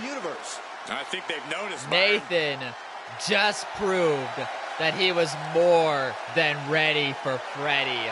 Nathan pins the FWW champion ahead of their match at Life of the Party. Which means Nathan potentially has a good chance to walk out of Life of the Party as the FWW champion.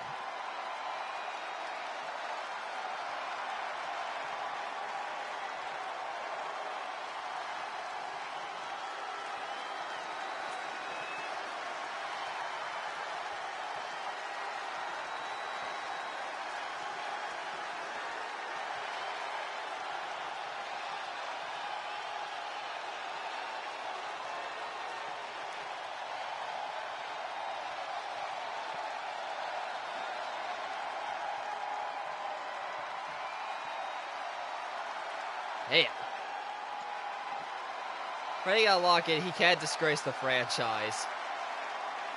We'll have to see what happens in Life of the Party. But this is definitely going to leave an impression on Freddy as we get closer. 60% on Freddy, 40% on Nathan. Nathan was ready for Freddy. Will he be ready a second time is the question. What was after this? Let me see. Oh, shit. Oh, shit. Well, ladies and gentlemen, we're going on to our next match. And it is our second tag team match of the night. Oh God, Undertaker music.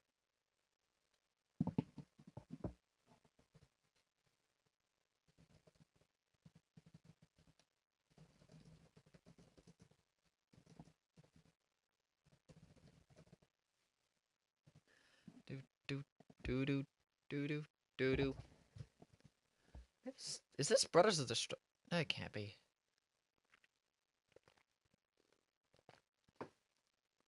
Right.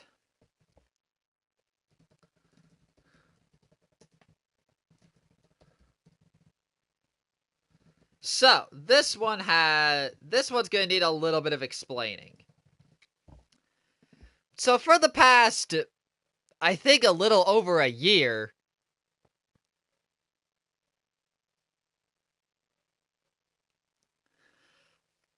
we've had a very interesting ordeal going on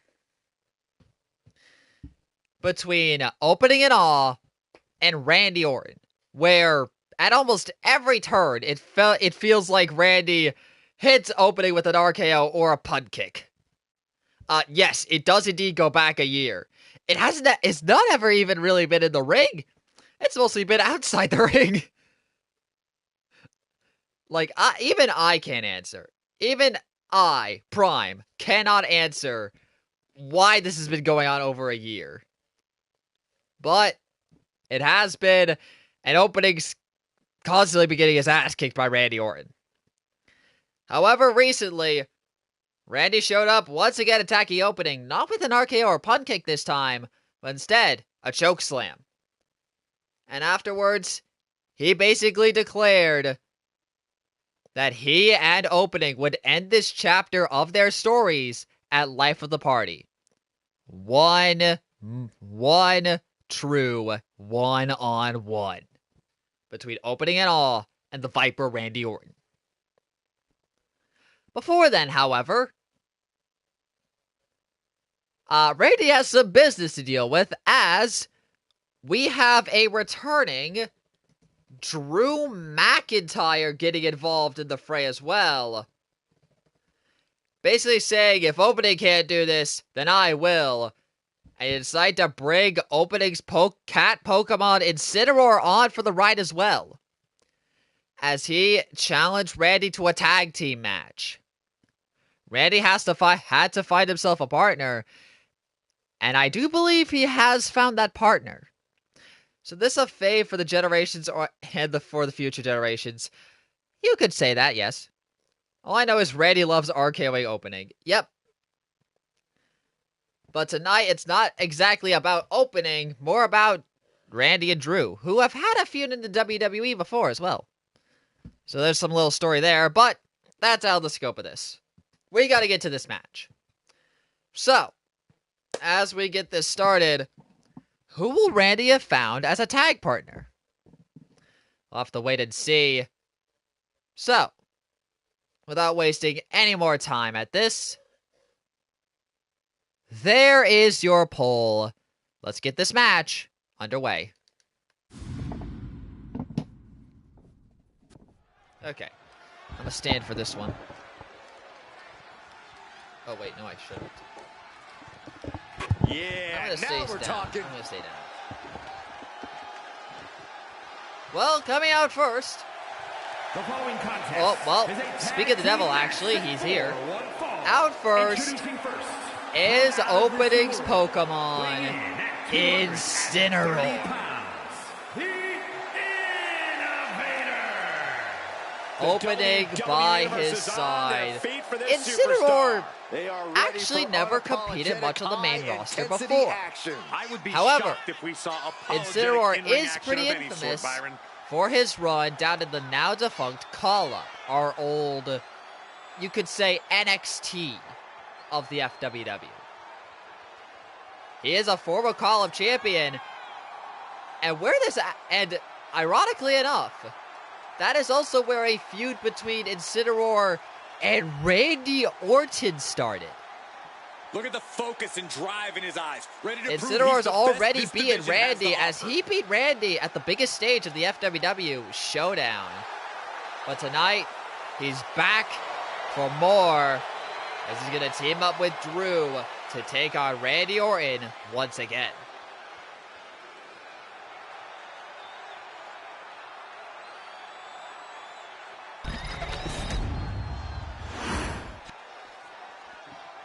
My cat will kick Randy's ass.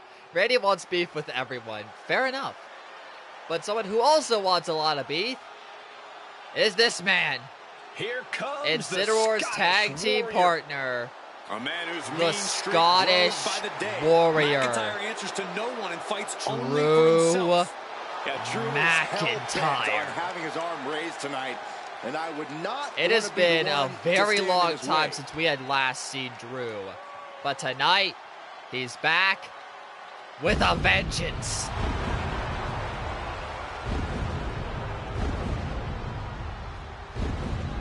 Drew and opening honestly have a bit of a complex companionship question mark. They're more associated by their shared hate of the Viper.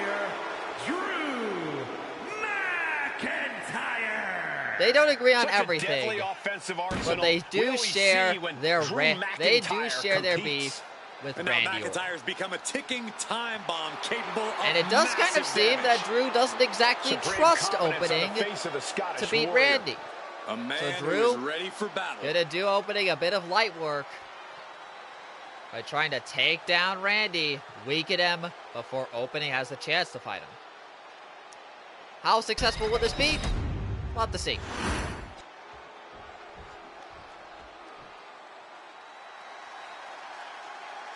But speaking of, here comes the Eldritch Viper himself, Randy Orton. And from St. The Louis, Missouri, 14-time world champion. The Viper, Randy Orton. Randy has been a bit of a phenomenon within the FWW. How he quite literally comes out of nowhere, attacking opening, but also it's just a lot of things he does every now and then when it isn't attacking opening. When Randy Orton goes to that place, Randy's an enigma, but in the WWE, he's more than well known. His accolades speak for themselves. His legacy speaks for himself. So I really don't have anything to say about Randy as a whole. Because Randy himself, just being here, his pure aura speaks volumes. Tonight, before he fights opening at Life of the Party, he has to go 2-on-2 with Drew and Incineroar. Has to find a tag team partner. And again, as far as I'm aware, he has found that partner. The question is, just who will it be? My all-time favorite wrestler, Bandito Ortolini. Once legend killer, Ortolini now possibly Alfredo. the greatest legend in I WWE absolutely history. bungled that last one. Well, who is Randy's tag team partner? That is the question.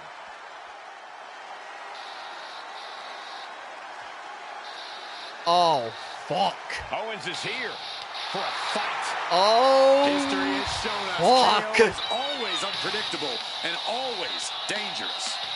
Oh, damn. Weighing in at 266 pounds, Kevin. That is a face Randy knows all too well. So it makes all the sense he's teaming up with him. It's Kevin Owens. He's competed in the main event of The reunion of RKO, baby. Since day one, it has been about Randy and Kevin have a very complicated history. time to fight is But just tonight, moments it's away. all being put aside as they team up against Drew and Incineroar. This is probably the best tag partner Randy could have found. So I believe with that, let's get this match underway. Incineroar and Randy starting us off, opening at ringside over there. As I did say, Incineroar beat Randy Orton at Showdown. It was honest. I thought it was going to be closer than it was, but it honestly was.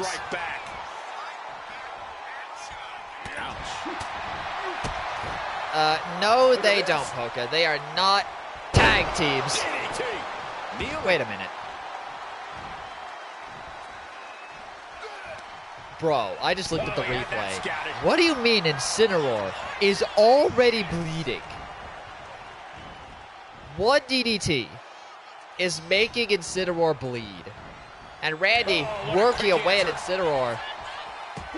Randy absolutely with some, you could say, shadow unfinished business after he lost to Incineroar at Showdown a couple months back. Coming in off the tag. Well, we don't have to talk about it anymore because here comes the Scottish Warrior. Drew and Randy with a lot of history in the WWE themselves.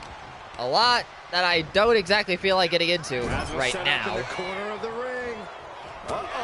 But just know that they don't like each other, and I think they still don't like each other.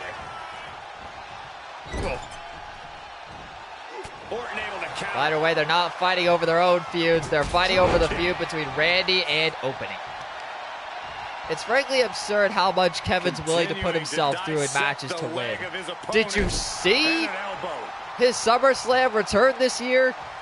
He was doing such crazy shit after just returning from injury. Kevin's nuts. Check out this power. Good Lord, an overhead belly to belly from Drew. The power of the Scotsman. And Kevin already coming in to break that pin. Randy's aura increased so heavily that he immediately busted Incin open off of a DDT. Yep. Oh, and speaking of aura, Randy still trying to fight, but Drew with the reversal. Oh, and just, my God, wailing away on Randy in the corner. Absolutely no mercy at all. What an onslaught. Oh, from the corner, dropping him down. I'm starting to see Incineroar Andrew's plan here. Don't let Kevin into the fight. Do not let Randy tag out. Focus on Randy. Weaken him as much as possible. That is most likely their plan. That's what your teammate is for. Oh, but Randy just standing back up. And now here comes Incineroar, and he immediately takes Randy down. Kevin, again, trying to tag, but they're not letting him. The cover. 1, 2. Kick out at 2. Not yet. He almost got caught. They might not be fucked if they keep Randy in the match, but that is a question of how long can they keep Randy isolated. Game plan, jump Randy. That is essentially their plan, yes. Oh, but Randy now starting to fire back his own. Opening, I saw that. What are you doing? Oh shit. Exactly what they did at once. Randy tags in Kevin. And immediately he goes off the ropes with a DDT. Yep, that's Kevin Owens. That's Kevin Owens, all right. He's come to fuck shit up. He's taking a trip down from the WWE in dispute with Punk to help Randy annihilate these two. Oh, trying to DDT Incineroar again. Incin saying not for a third time. Now sending Kevin off the ropes. Goes under.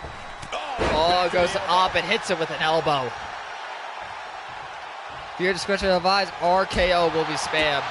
We'll see. Connects. But now it seems like Incineroar is beating the ever-living shit out of Kevin. Raged up. Middle rope. Oh my god. Massive elbow drop. And into the cover. Not even a one as Randy's right there to break the pin. Now picking Kevin up over his shoulders. Running power slam. Oh, tag made to Drew, but the tag is also made to Randy. Just in time, too. And here comes the Scottish Warrior. Drew actually jumped. Randy jumping over Drew to dodge the attack and take control.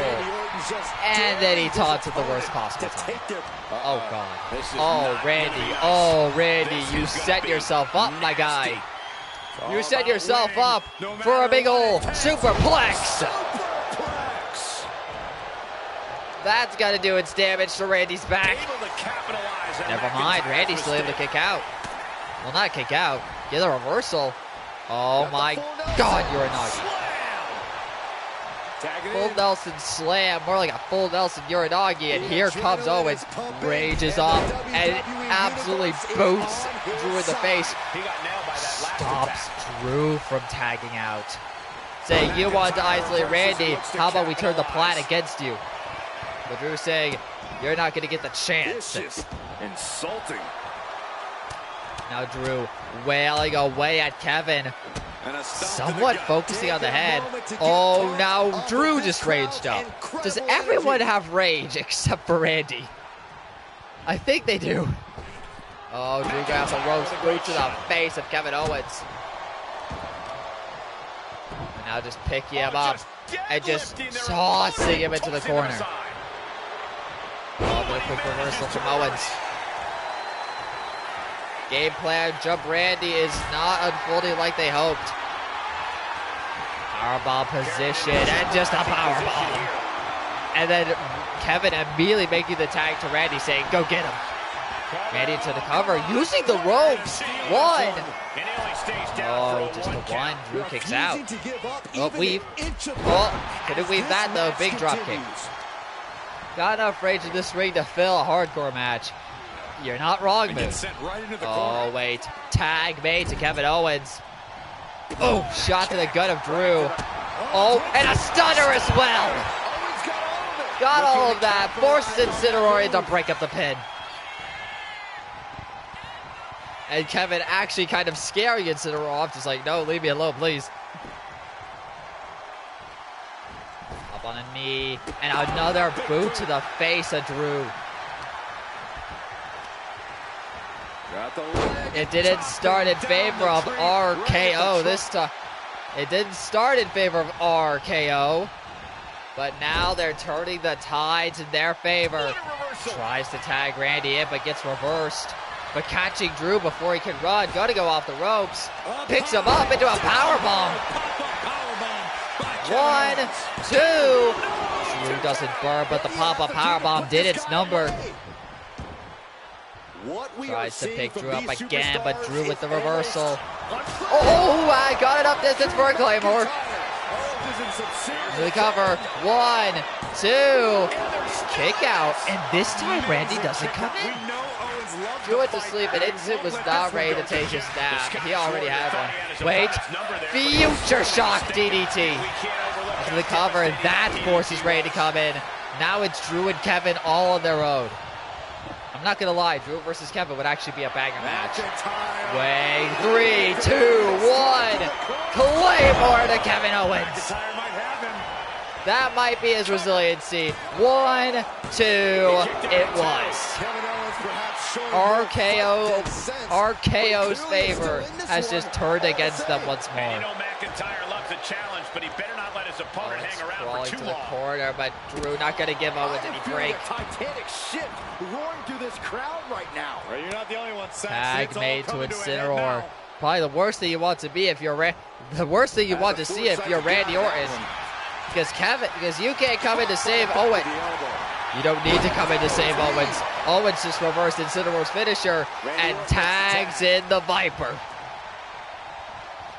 Oh, and now Incineroar running in with a shot of his own. Kevin immediately tried to call for Randy to tag back out, but Incineroar not letting that happen. I don't think Randy would choose to tag out anyways. In the corner now. Oh, now the first double team tag made to Drew. Gonna go off the ropes. And a double shoulder tackle. Shoulder block. My goodness. Big elbow drop. Drew and Incineroar have had considerable control of this match since the bell rung. But Randy and Kevin are not out of this fight yet. In fact, Randy's calling for his infamous move, RKO! And the cover, but Incineroar breaks it up. Randy absolutely gunning for Incineroar and opening, trying to distract Randy. Drew's back up. And the distraction's gonna not pay off. Randy with the reversal. But Drew fighting back again. Drew and Randy refusing to give each other an inch. But I think Randy gonna make the play to tag out to Kevin. Slow approach. Not gonna let Drew out of the corner just yet. Just rubbing his arm across the face. It's happened here. An RK opening, Lord have mercy.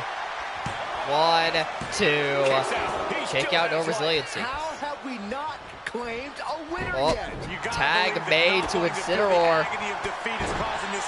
Just barely making the tag though. But now Kevin choosing the tag in Randy. Oh, so getting the first shots in. Absolutely firing off of Randy saying, I've beaten you once, I'll do it again. Going to the top rope, what the hell? He's just measuring him now. Also, did I say RK opening earlier? I might have slipped. Brutal miscalculation. I might have slipped on the top. So we're trying to go for a kick off the middle rope, off the top rope. Randy with a reversal, but Incineroar with a reversal of his own. Tries to kick him again, but Randy once again dodging. Oh. With an exploder suplex. Exploder suplex to Incineroar. Randy tags in Kevin Owens. They're starting to make the constant tags. And Kevin just runs through Incineroar. Oh, I know, Rio. I know. Remember, this isn't the commentator you're talking to. This is Prime. Oh, stunner! Out of nowhere to Incineroar. Into the cover. 1, 2. No, not a 2, but Drew comes in. Incineroar is isolated. And KO is pissed off. That kick there is. Yeah, you do know that as well, don't you, Kaz? Oh, Kevin tried to tag out again. Incineroar saying, no, you stayed here. I know. I remember Randy can be cheeky. Yes, he can. Oh, Kevin with another reversal on Incineroar. Into the corner. Randy with a cheap shot. Incineroar dodged, but he couldn't dodge Kevin. Oh, but wait a second. Incineroar's crawling. Kevin's taunting. Here comes the Scottish Warrior. Never mind. Kevin actually getting the first shot in. But then turns to Incineroar. Probably trying to make sure that they can't coordinate properly. But Kevin's now bleeding. Kevin's now bleeding, and Drew is not going to let off the gas. Suplex. Oh, tried for a headbutt. Owens moves out of the way. Going for... I was going to say, wait. Ooh. Ooh, okay. I thought he was about to drop it with a package pile driver. Oh, goodness. Incineroar still has to come in off of that. This could spell doom for McIntyre. Wait. He's calling for him to get up. But Drew reverses the stunner, but Enziguri knocks him down. KO is refusing to give up. It is beyond electric in here. Oh, tries to make Drew up. Drew with the reversal. And a Claymore once again. Into the cover. But Randy right there to save his partner. The Drew has a signature. I feel if Kevin gets hit by it, it's over. But Kevin not going to let himself get hit by it. And reversing Drew. And calling again, hoping for the best. But no, the stunner reversed for a second time. This could be the beginning of the end for RKO. Drew missing that elbow drop. Okay. You probably should have known you would have been able to reach Kevin Owens from that distance. Oh, Kevin with a quick reversal. Drew with a reversal right back. And a Glasgow kiss. Wait, Drew. Oh, he's setting it up again. This might be the end. Claymore. That might be all Drew needs. Into the cover. Immediate cover. 1, 2. See you later, KO. Drew and Incineroar pick up the win. But they don't pin Randy.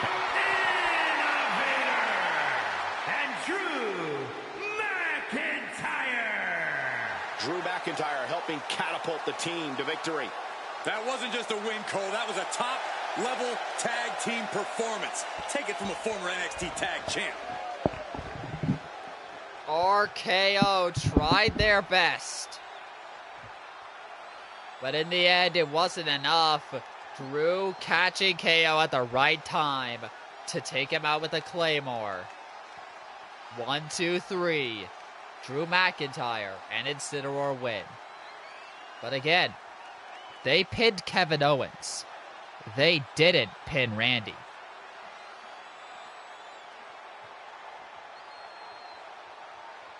So we're going to have to see where that goes. But for now, let's see. Oh my days, 100% on Randy and Kevin. Goddamn. Incineroar, how are you still undefeated? Good question. It is indeed time for the main event.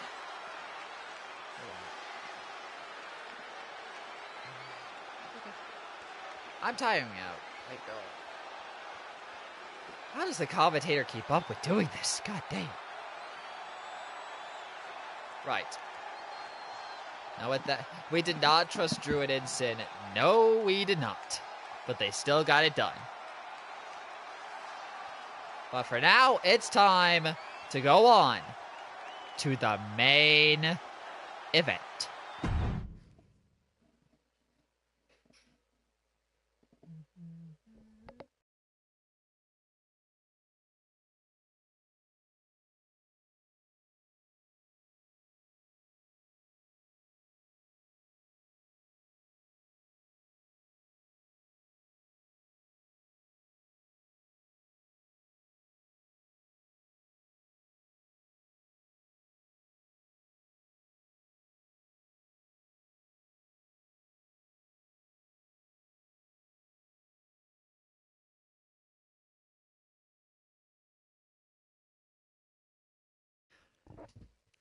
Our main event of the night. The final match that features the Dragon Syndicate, fittingly enough, the leader herself. That indeed. Brianna, the FWW Women's Champion, is set to go one-on-one with Murasaki one more time at Life of the Party. And last week, she seemed to employ the help of her strongest to neutralize both Amelia and Murasaki last week at the same time. Tonight, however, she has to do the fighting herself because she's going up against Black Swan. Black Swan has apparently been watching Brianna and the Dragon Syndicate very closely. But with Brianna's confidence seemingly reaching an all-time high, she's curious if Brianna will be able to beat Murasaki again. This is Black Swan's testing ground to see if Brianna can prove herself or not. And we're just gonna have to see what the bloody hell happens. God damn, Stone Cold 2000. If there's anything true about Brianna, she's always got some scheme cooking, so who knows what to expect. That indeed, Moon.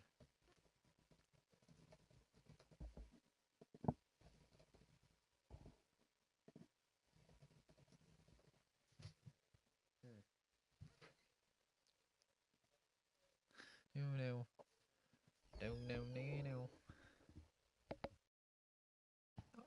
I'm gonna check something. I'll be right back.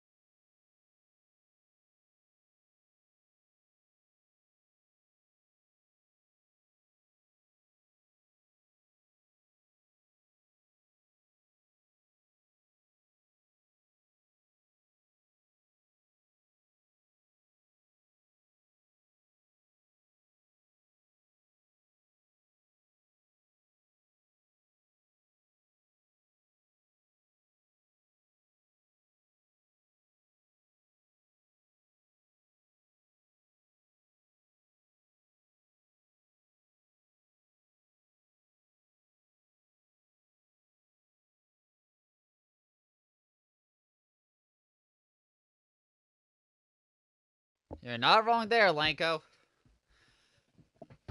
Although the Syndicate has yet to fully take over, if they do, given they don't have all the belts, but that's a different problem for a different day. Okay, I'm back. So,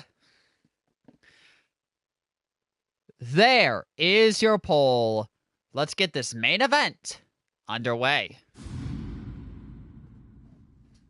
Alright. Here we go. Main event time. This woman is the real deal. And out first is the leader of the Syndicate herself, the FWW Women's Champion, Brianna. Oh my fucking god. Y'all saw that, right? I'm not going crazy, The following contest is scheduled for one fall. Here comes Brianna. Representing the Yep. from no place in particular. She's now got a crossed out H on her jacket.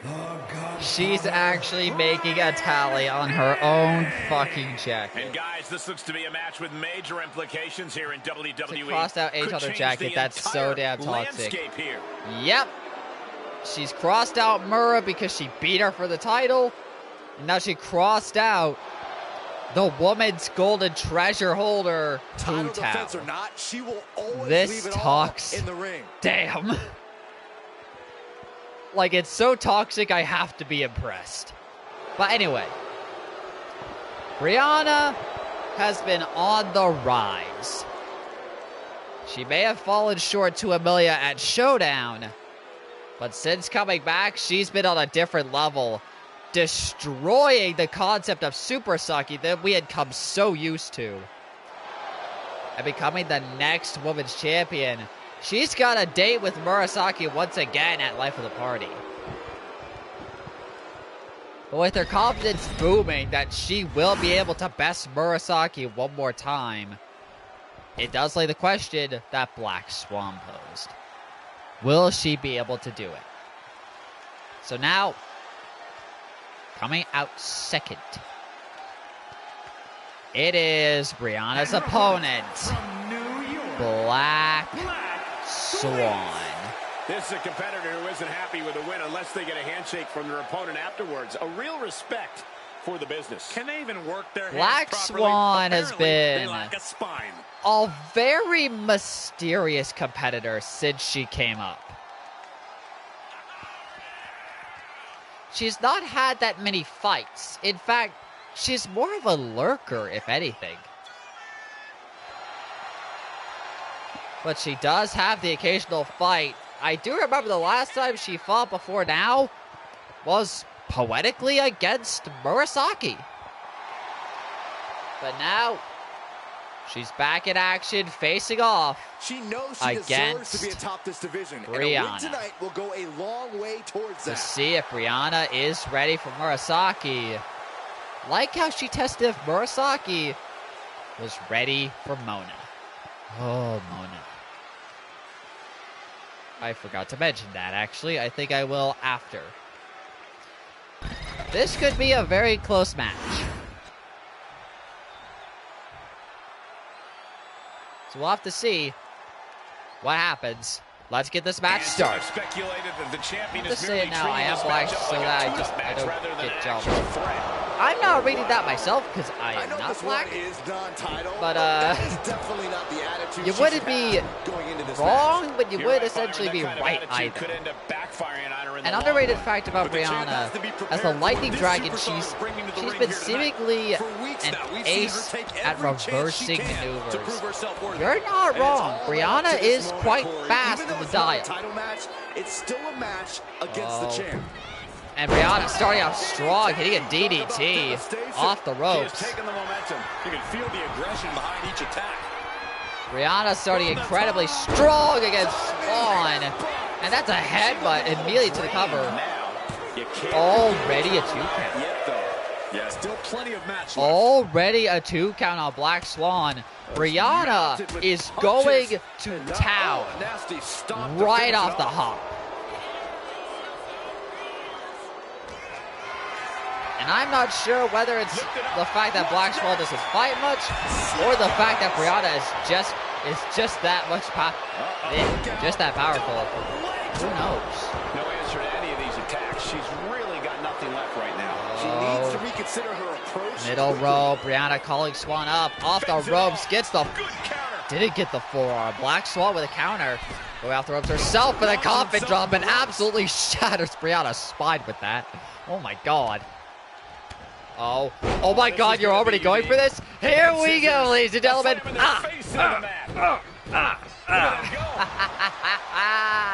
Oh, I've been waiting to do that. Oh, I have been waiting. Oh man. Big low spin kick. And now Swan in control. Going after the legs of Brianna. Oh. Brianna with a quick reversal, now has a signature. Oh, 360 code breaker. 1, 2. Swan kicks out at 2. Obviously still has some fight left. Swan, I think, tried to roll Brianna up into the cover. Just a 1. Anyways, and harder to kick out of. I will say, for those that are not aware, Brianna using the 360 code breaker, I think it actually, I don't know when it properly started. Whoa, okay, that sequence, oh my god. But Brianna using that code breaker is actually quite ironic, given that is one of Murasaki's finishers, Black Swan Slam. And Brianna actually beat Murasaki with that move. Wait a minute. Going for it. Twist of fate to Brianna. Cover 1, 2. Oh my god. Black Swan just burned Brianna's resiliency. But then again, I should get my hopes up. Oh! What did you just hit her with? I'm not sure. I probably shouldn't ask. Of course you've been waiting. Yes, I have. Seeking to have her own fun. That indeed. Wait. 1, 2. No, Brianna kicks out. I thought Swan was about to pin the world champion for a second. Oh, Black Swan off the rope with the coffin drop, but Brianna moves. Tries to land the first punch, but Black Swan too quick. Trying to find her way out, and she does. Brianna with the reversal, though. Now throwing Black Swan off the ropes. Popped up Samoa drop. Brianna has quite the hill to climb if she wants to beat Swan right now. Raging up. Not sure what she's thinking. Oh, that's what she's thinking. Spear. 1, 2. Kick out at 2. The Electro Shockwave connected. But Swan is still in the fight. Yeah, I saw Swaz and I said Swaz. Black Swan understands she needs to go wild to win. That she does. Trying to roll Brianna up. Wait, 1, 2. No. Brianna kicks out. Kick to the leg to throw off balance for a sec. Swan now going after the leg again. Swan seems to have a partial target on Brianna's leg. Brianna rolling to the outside to recover, but Black Swan doesn't care. Oh my days, what a beautiful shooting star. A beautiful flip from Black Swan to the outside. God damn. Would you look at this? She is Swan removing the turnbuckle pad now. Okay. Sure. Oh, immediately caught by Brianna with a clothesline. It's time to catch that second. Now Brianna calling for Black Swan to get up. Gonna go off the ropes with a tornado DDT. Again, Brianna has a... Where are you going? Where are you going? Oh, gonna fix the turnbuckle pad as Brianna punches the shit out of Black Swan. I explained the science of targeting a lady's legs yesterday. I do remember that, yes. Oh, ooh! Brianna getting a diving headbutt into the cover, but the ref distracted, not for long. 1, 2, not even a 2. I'm happy she did. I don't want this. But honestly, I feel it actually works for both. Oh, but wait. Oh, up, over. Oh my God! Drops her on her head.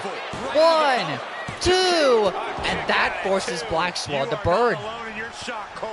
Brianna is now in perfect position to end this if this doesn't get reversed. It doesn't get reversed. Miss to the face and a kick to the side of the head. I think Brianna may have just put Solom to sleep. 1, 2, done. Brianna puts down Black Swan. The barely coming out on top, the champion. Reigns, Murasaki. Whoa, whoa, whoa, whoa, whoa, whoa. Murasaki has just been cut short. She did say there was a competitive flame inside of her. I think she's channeling it. Wait, bashes the title off Brianna's face. Tattooing the champion. I guess statement made. Despicable. God damn.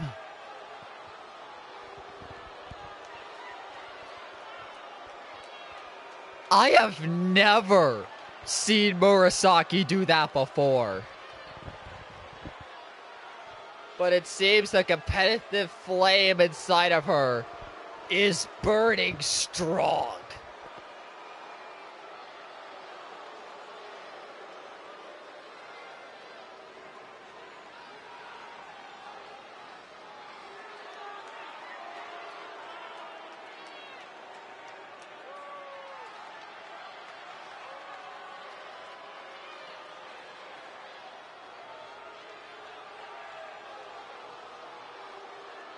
Holy shit.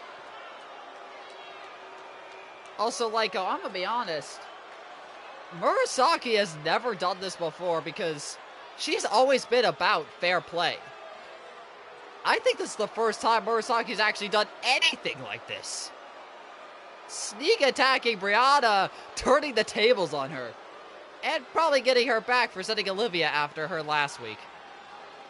I don't blame her. How many times has Brianna figured out ways to win these matches? Fair enough. And I guess Murasaki giving Brianna a taste of her own medicine. The crowd roared for Murasaki after her attack on the champion, using Brianna's own title to strike her. Aggression and absolute disrespect delivered has shown this rival's plan to absolutely crush the champion. God damn. They have been enemies.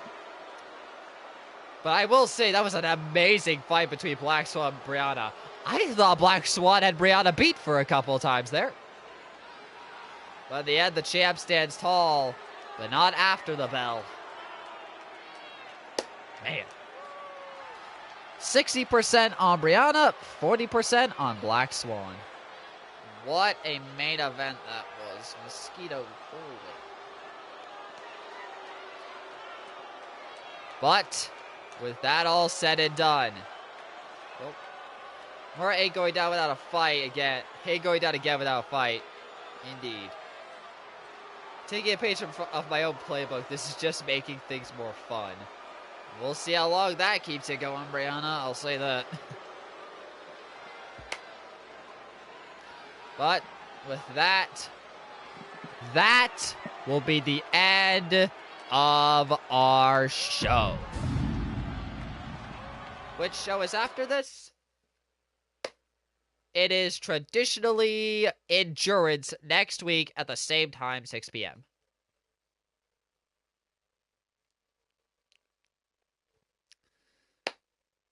Because I stream every Tuesday. Right. I believe with that done... Oh yeah, the commentary usually do these, so I'm just going to get right to the point. So, it's midnight for me. Oh, damn. Well, that would mean it's like 10 when the show gets started. That's still not exactly a great time, but still. The commentary usually does this, so I may as well too. With the show over and done with, let's go over the show. Starting us off was the Shota Open Challenge.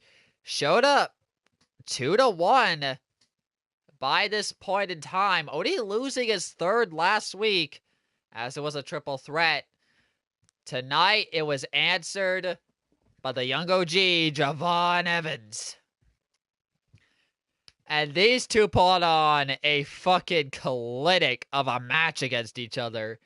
These two gelled incredibly well, I will say. But by the end of it, Javon Evans came out the winner. Shota now going into his go-home show open challenge, 2 for 2. But, hey, Shota's likely got a lot more in him. So who knows what we could expect next week.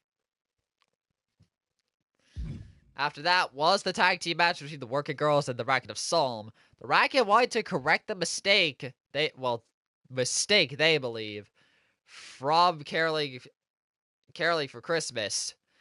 Started off a bit rocky with this match when Gina tagged herself in when it was going to be Hibiki starting against Marin.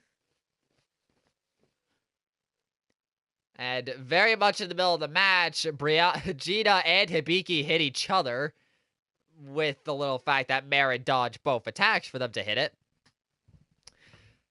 But what ended the match was Panette locking in a Wyvern Sleeper on Gina. Gina not burning resiliency, instead tapping out immediately. The win goes to the Racket of Solm. And it seems like the Working Girls are falling apart before our very eyes. I wonder how much longer this is going to keep up. Well, after that, we had a phenomenal, pun intended, match with the phenomenal AJ Styles and Pyro Roaric. This match was great. AJ is set for a Royal Crown title match against Kaz at Life of the Party. Pyro pinned Kaz 2 weeks ago, so AJ decided to test what Pyro could do, and by the end of this match, Pyro came out victorious over AJ Styles. But then after the match, Kazuki came out attacking AJ, calling for a steel cage to be lowered down, even though I'm like 90% sure we didn't set one up. Oh well. Called the steel cage down, and while AJ tried to hold his own, Kaz kicked him in the balls, and down AJ went by the end of it. Kaz saying, if you want this title, you're gonna have to work for it.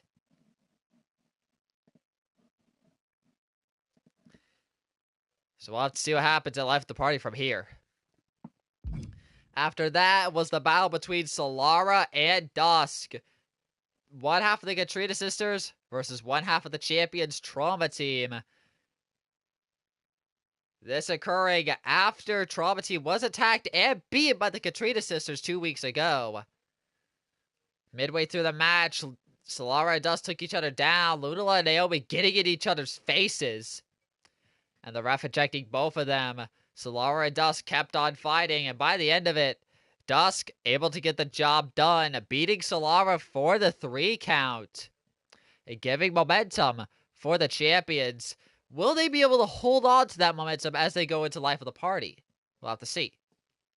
This match was something else, I will say. Ariax versus Millie Brooks. Millie had just been with Wisteria when Ariax came down and stuck her claim to the Royal Crown title. Millie essentially shrugging Ariax off, but still granting her what she wanted. And this match was basically to see if Ariax was ready to take on Millie. Ariax faking a handshake, only to be met with a slap from Millie. And the fight was on after that. And after a very close fight, where Ariax basically had to push herself to the limit, she got the job done. Ariax beat Millie, but Millie certainly made Ariax work for it. Ariax may have been the champ, but nothing is saying that the champ is out of the game just yet. And now, speaking of challengers versus champions, Freddy Fazbear versus Nathan Karatoshi. Freddy, the first 3-time champion in FWW history, set to face Nathan at Life of the Party after Nathan returned from injury to win a Fatal 4-Way number 1 contenders match. This match was actually quite a spectacular match between the two. They gelled pretty well together. By the end of it, Nathan, surprisingly, was able to beat Freddy after hitting him with a flying haymaker and then a prefab slam to shut Freddy down. Nathan gets a pretty quick victory over the champion before their match. City Camp went 2-1 tonight, and Nathan gave a very strong showing. That he did. Nathan could become FWW champion by the end of Life of the Party. We'll have to see. After that was actually a pretty phenomenal tag match. Drew and Incineroar versus Randy and a mystery partner. Randy is set to face opening at Life of the Party, but Drew got himself involved saying... What did he actually say? I'm gonna go look. What did he actually say?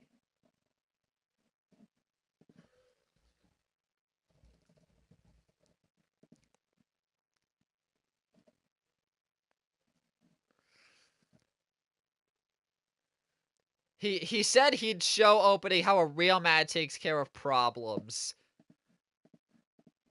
when he asked to face Randy.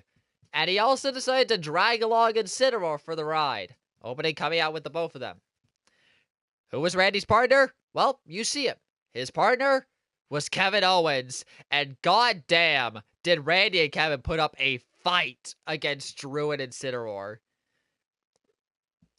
Drew and Incineroar were dominant for most of the match, but RKO really made them work for it. But by the end of it, Drew was able to get a Claymore, I believe a second or third Claymore on Kevin Owens to get the win.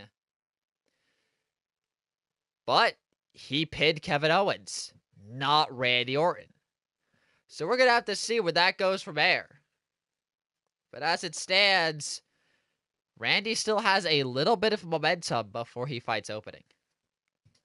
KO got opening post-match. That doesn't surprise me. Of course he did.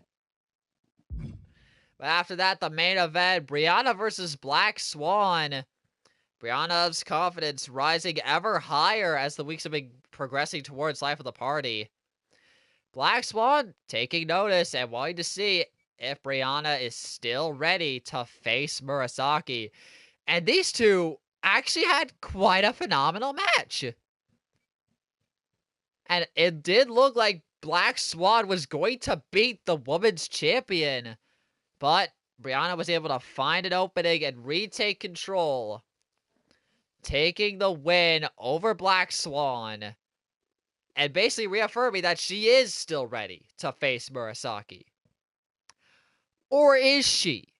Because after the match, Murasaki, in the first time she's ever done something like this, ambushed Brianna from behind, not only taking her down, but using her title against her, bashing it against her face. With Murasaki doing this,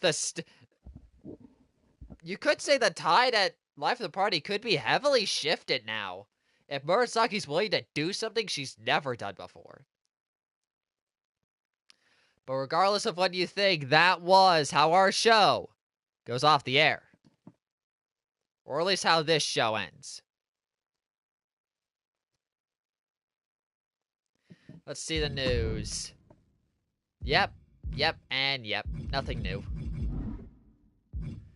Right. Let us see what Endurance has to offer us.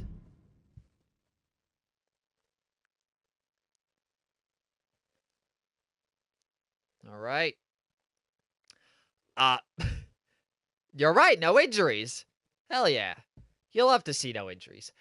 This is a match that honestly could probably happen in the future. Trauma Team versus the Blades of the Ages. The champions versus one of the newer teams on the block. Alright, that'd be good. Risley, Echo, and Jacob. That's a triple threat and a half, but that'd honestly actually be a banger. Nathan versus Dan. Battle of the Blue. That'd honestly be a good match too. Potential Driven versus Absolutely Fabulous? Okay. That's a 2K match if I've ever seen one. Sonic versus Cassius. They're running it back from Star Show. Alright, sure. Splendid versus Pinto. Splendid kills a fucking cat. Maybe. Kaz versus Pyro again. We could see this after Life of the Party. But who knows? Freddy versus Sans. Okay. Sure. The couple lives that they do. And our what? Well, this is a main event if I've ever seen one. Round 2, motherfucker. The Masquerade versus the Bug Hunters versus me and Moon. Okay. Sure. Sure, 2K. More news. Vanos is cleared. That's good to hear. Let's see our power rankings. That's from Shockwave, but they're really... Now I'm going to look at Endurance. Let's see here. This will be the Go Home Show. Can't commentate as you fighting. Yeah. But then again, I did say that the actual commentator would be back next week. Right. That's divisions, not power rankings. Right, let's see here. Brianna, number 1. Sadly, doesn't surprise me. Mara, number 2. Nathan, number 3. Deserved. Dusk, number 4. Ariax, number 5. I've got to say deserved. Lunala, 6. Shin, 7. Millie, 8. Mithra, 9. Maelsra, 10. One half of our tag team champions. Radior in 11. Mona, 12. Shota, 13. Oh, yeah, I still need to go over this. Shota, 13. Scary Girl, 14. Jack, 15. Gaji, 16. Yosuke, 17. Peter 18. Naomi, 19. And Pyro, 20, with Murasaki rounding out 21. Now, before we go on to the top 30, I did forget to mention it, but before our show, about around 5 o'clock, Mona attacked Fischl in the parking lot. Completely out of the blue. No rhyme. Well, I wouldn't say no rhyme or reason, but it did come out of nowhere, and Mona did leave Fischl laying out. We did call in medical to get Fischl to medical. I'm not expecting most of the damage to be that bad, but still. I am now here. Hello, Wisteria. You have come in at the end of the show. Yeah, you did attack someone. You're welcome, by the way. Yeah, she did. Right. Here's your top 30. Day 22, Fan 23, Kazuki 24, Stell 25, Cherry 26, Jay 27, Gina 28, Mato 29, and Danielle 30, with Risley rounding out 31. So before you sign off, how's it like in the commentary booth? Pretty chill, I will say. I can't see why the commentator... Like, I'm gonna be honest, I somewhat expected the commentator to snap at some point, given they were getting a lot more, vicious, per se. Malicious, whatever the right word would be. And I guess we found out when that would happen. But yeah, I see why it took so long for the commentator to even snap. But that is our show. So, with that said, out of character. Man. What a show this was.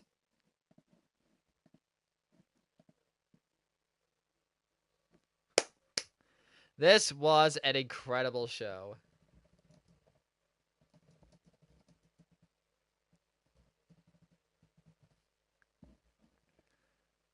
Shota at my lucky number in the Power Rankings 13. Wonderoi Shota. It was indeed a good show. And thankfully, well, I will say, actually not thankfully, were you surprised that I decided to play as Prime today? I expected 2-1, but not who one of the two was. Fair enough, Moon.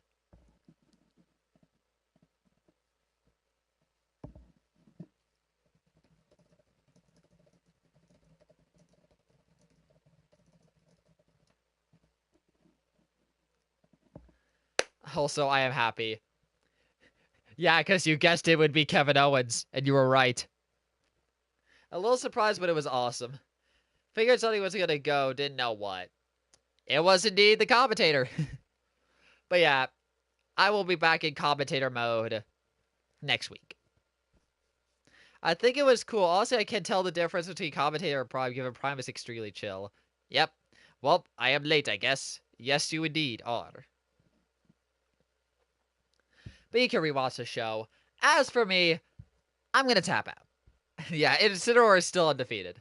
I don't know fucking how, but he is. But yeah, I'm gonna tap out now. This was a good show. But I've got to rest my throat for next week. So, with all that said, thank y'all for watching. I'll see y'all next week for Endurance, which will be the go-home show to Life of the Party on September 1st. Later, y'all.